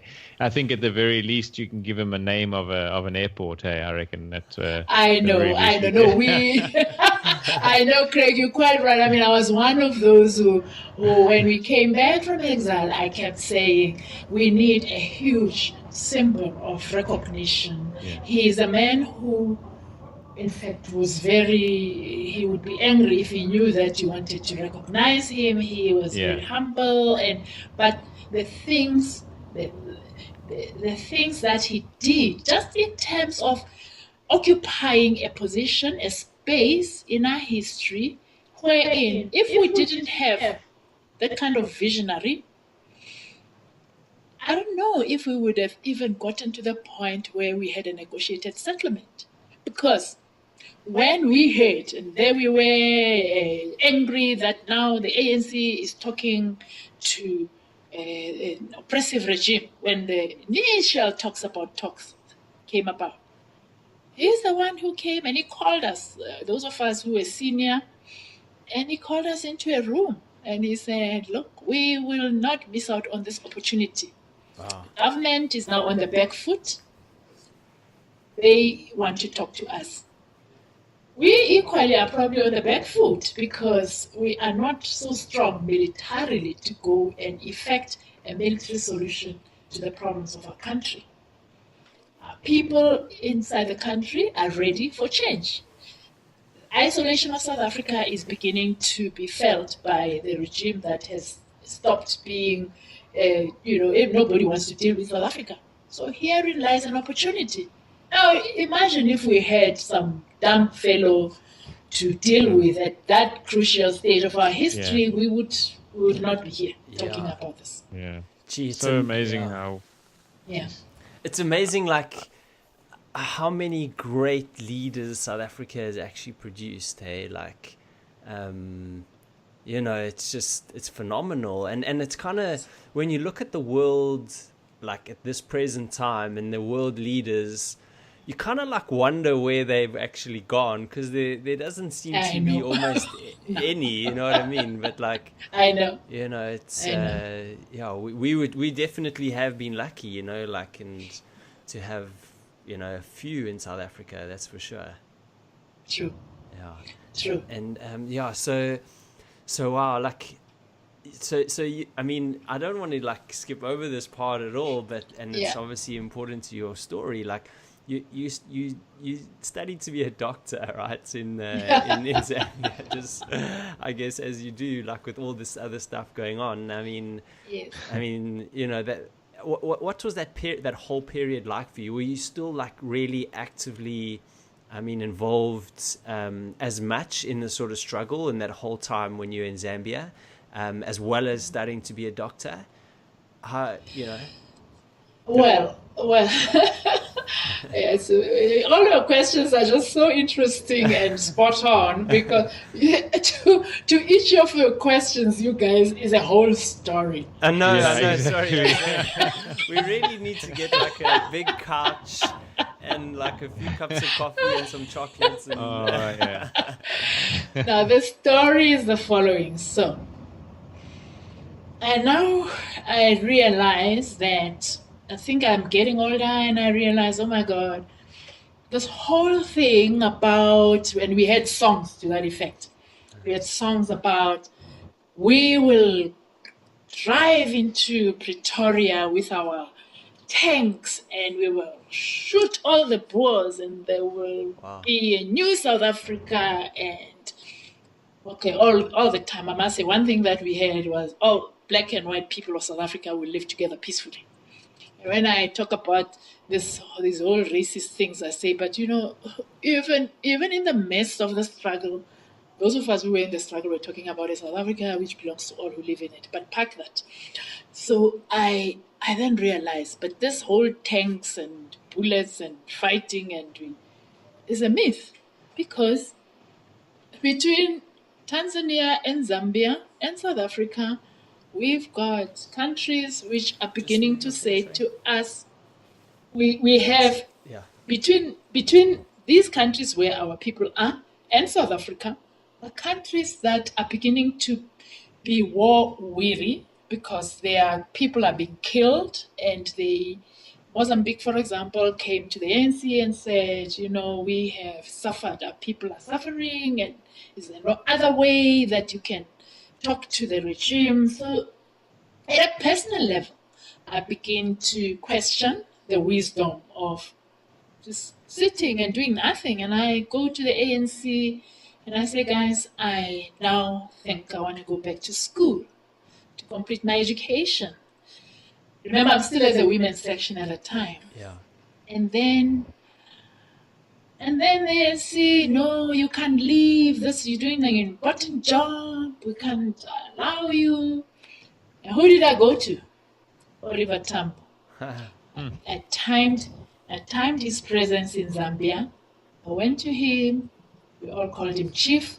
I said, Chief, I've made a decision. I was sitting across the table. There's him sitting at his desk and me at the visitor's chair. I made a decision. I left South Africa. I had wanted to be a medical doctor. I was just about to finish off my BSc degree. I was already admitted at the university, at the medical school. I've made a decision. I want to go back to school. I did not even finish the sentence. He was just like that. He was a very spontaneous person. He leapt out of his chair. He came around the desk. He gave me this huge, squeezy hug. Wow. As you've got my support. Wow. Wow. I did start by telling him that the ANC has already refused. Very clever of you. Well done. Got my support. So, The eternal strategist. There's your negotiating skills. yeah. Well Yeah. done. So then after I sensed he was excited, I paused. I told him, we have a little problem. He says, what's the problem? I said, my boss says I can't because I'm needed here. And he says, yeah, but we can find somebody. And I knew that's the answer that he was going to give. And I said, to be honest with you, Chief, for the past year, I've trained somebody to take on that responsibility. And I told them at 25 past we'll leave because I have the 3 o'clock. Please make it take away from me. The board pack you gave me yesterday? Yeah, it's in the car. Thank you. Sorry guys, it's Monica telling me I have to go to my next meeting, but I've just told her that I'll leave at 25 past and... Thanks so much. So I had, for the past year, I had trained somebody to take over from me. Clever. So when he says, I guess we'll have to find someone, I said, Chief, this is what surprises me because I've already told them. I've got Paulina and I've been training Paulina for a year to take over my roles. He says, what's their problem? Oh, what's our problem? No, we've got my... So that's how I got the support to go back to the University of Zambia. So now, there's a story to that one as well. So I applied to the university. I had applied and they said, okay, you say you were doing your 3rd year? Bring transcripts from the University of Motheo. So my poor mother, who's still alive in South Africa, writes to the University of Motheo asking for my transcripts. Believe it or not, they don't respond. Not even the decency of a response. My mother gets into a train and goes to the University of Motheo. Yeah. All they have to do is to punch on a computer and the transcripts will come out. They make my mother sit there for 3 days. 3 days? My mother comes back with no transcripts. No. Oh. Yeah. So she tells me, unfortunately, they've refused to give me your transcripts. I go to the University of Zambia and I tell the registrar academic, unfortunately, I cannot get transcripts out of Motheo. She tells me the only way we can confirm you were ever at university is if we get transcripts from your university. So I can't tell that you were at university. This is like a week before closure of applications. So for the week thereafter, each day, I promise you guys, each and every day I would wake up in the morning at 8 o'clock and I would take a shower and I'd go and sit outside the offices of the Registrar Academic, University of Zambia, because I was just appealing by my presence to say, on the very last day, I say to people, when I talk to people, I say this was the 59th second of the 59th minute of the 11th hour. Yeah. She then says to me, okay, because I had asked Oliver Tambo to speak to the chancellor of the university, who was the president, President Kaunda. I don't know if I never got to ask OR if he did that, but on the very last day, she said to me, the only thing we can do for you is to allow you to write our first year exams. Once you have passed our first year exams, because we won't register you, but at the end of the year, you should write first year exams. When you've passed those first year exams, we will then consider, if you pass, we will then consider registering you for first year. Wow. So I listened. I said, okay, so that's all I have to do? She says, yes. So I don't have to attend lectures, you say? She says, no, it's up to you. If you want to attend lectures, you will attend lectures, but just know you're not a registered student. Wow. So what did I do? I attended each and every single lecture. I wrote each and every single tutorial test. I wrote each and every exam. At the end of the year, I wrote the final exams that all first year students write, and I got 3 A's and a B plus. Wow. Incredible. I said, okay, Thandi, well done. That's all you needed. So I went back to the Registrar Academic. And I said to her, ma'am, what was our agreement? She says, well, we agreed, well done, good results, but now you should go and register for first year. I said, no, ma'am. I'm not going to register for first year. Is there another symbol that's better than an A? Maybe it's an A plus. So I had a big fight with the Registrar Academic. I then went to his superior, and cut a long story short, he allowed me to register for second year. Well done. Wow. The persistence, you've got So it. that is the story around my entry. That's why I say each of your questions has got a story to it. So Story, yeah. that's the story behind my getting admitted to the University of Zambia, where I then do a Bachelor of Science in Human Biology for 3 years, and then I go on to do my medical degree, and then when I finish, the story I want to tell you is that I finish the last year. One morning I love exercising. I'm like Gareth. I go to gym all the time.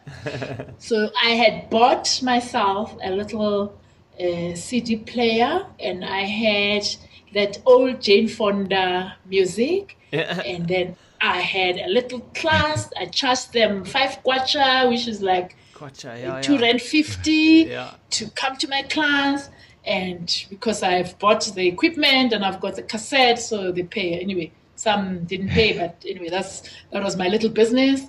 Community. And so I finish, and then I go to class. And I arrive in class. I hadn't listened to the news. And then we had a professor of pediatrics. The professor is, and I'm a bit late, he's standing there. And then he said, okay, there she comes. And the whole class stands up, and I get a standing ovation. Wow. And I'm like, what have I done now? What have I done to deserve this? And then he says, oh, Cynthia, please don't forget us when you go back to your country. What? What's this about? And it was because that morning he had listened to the news. So he had just conveyed that to the class. Yeah. The clerk had announced that they've decided to release all the political prisoners, Wow. allow all the political exiles to come back, start the process of negotiation. I stood there. Wow. I said, "No, Professor, it can't be right." And the tears just came. I Wow. was It's so massive. overcome with emotion. Ah. And it happened What a exactly feeling. the final year of Can you my believe it? MBCHP degree at the University of Jeez. Zambia. Wow. What a crazy thing. At that right at the end. Well, Dr. Yeah. Thandi, let me Yeah. say, you have got a story literally second to none. It's just like we literally didn't even scratch the surface of your interesting life. And I think in the interest of you getting to your meeting on time, I just think, there's some of the concepts that we have or some of the parts of your life we haven't touched on: mountain climbing, building a multi-billion-dollar or rand company, starting non-profits. You've just done so much interesting stuff that we still want to touch on. We're going to But have Craig, to remember, have another remember I'm chat to you. 63 years old. When I talk to young people, I'm like, guys, just remember I've lived 63 years. So I've lived longer than you guys. So, That's a message of hope. so what I will do, what you guys want me to do is to set up another interview. Yes, yeah. With Monica? So what I think we should do definitely, Dr. Thandi, because like where we just finished now, I think is like Yeah. an amazing part to sort of finish off, and we can like say we call this sort of part one, and then we'll in a few weeks or whatever, when we can sync our diaries again, it'll be lovely to pick off again. To pick up where we left off. But just before we go, I just want to personally say just a massive thank you for first of all for your time. I mean, you're seriously a busy lady who runs a huge business, and to get so much of your time and is just like treasure for us. So you've been such a teacher and an historian for both of us. You know what I mean? I've literally felt captivated. I'm leaning like closer to my screen so I can like listen and hear the story, because I'm so interested in it. And it really has been amazing. Thank you for being like so honest about everything, and kind of for like dispelling a few myths, or not myths, but like ways of what people might think, or what they might think of people, and just for opening up our eyes and our ears, and giving us so much hope for the future. And it's so nice, like the way you tell your stories. You tell them so well, like you're a true orator, like softening your voice at the sort of right moments, and then laughing at like all the good stuff. And it really has been so nice to listen to you speak and to your story. And we've been chatting for over 2 hours, and we've only got to kind of like to halfway 1981 or something. So we've got a few years to sort of catch up from there. So yeah, that's just from me, and we really look forward to part two. It's going to be our first part two of a podcast, which is really exciting for us. Okay, so I've made history. Yeah, for sure. Yes, again, yet again. Yeah. You're most welcome, Gareth. You're most welcome, Craig. Craig. Thank you. Yeah, thank you so much. I can't really add anything to what Gareth has to say there. We are just super humbled to be part of recording history of our beautiful country that we all grew up in, and it's really, really humbling just to be able to speak to someone that's so happy and positive, and that has been through so much, and still come out with so much of a sort of a happy, positive outlook. So we're just super grateful, and we really do seriously look forward to part two. So thanks again. Most welcome, guys, and it's always a pleasure that when I speak to young people, I promise you, this is my favorite pastime. And so I do try and make time for you guys, because if we don't tell you the stories, you read, and the reading doesn't quite convey the message that we are able to convey to you. And it's a message of a positive South Africa where we still have our own problems, but that is really, really promising. So thank you for having me. That's so cool. Beautiful. Thank you very much. Yeah, awesome. Bye, guys.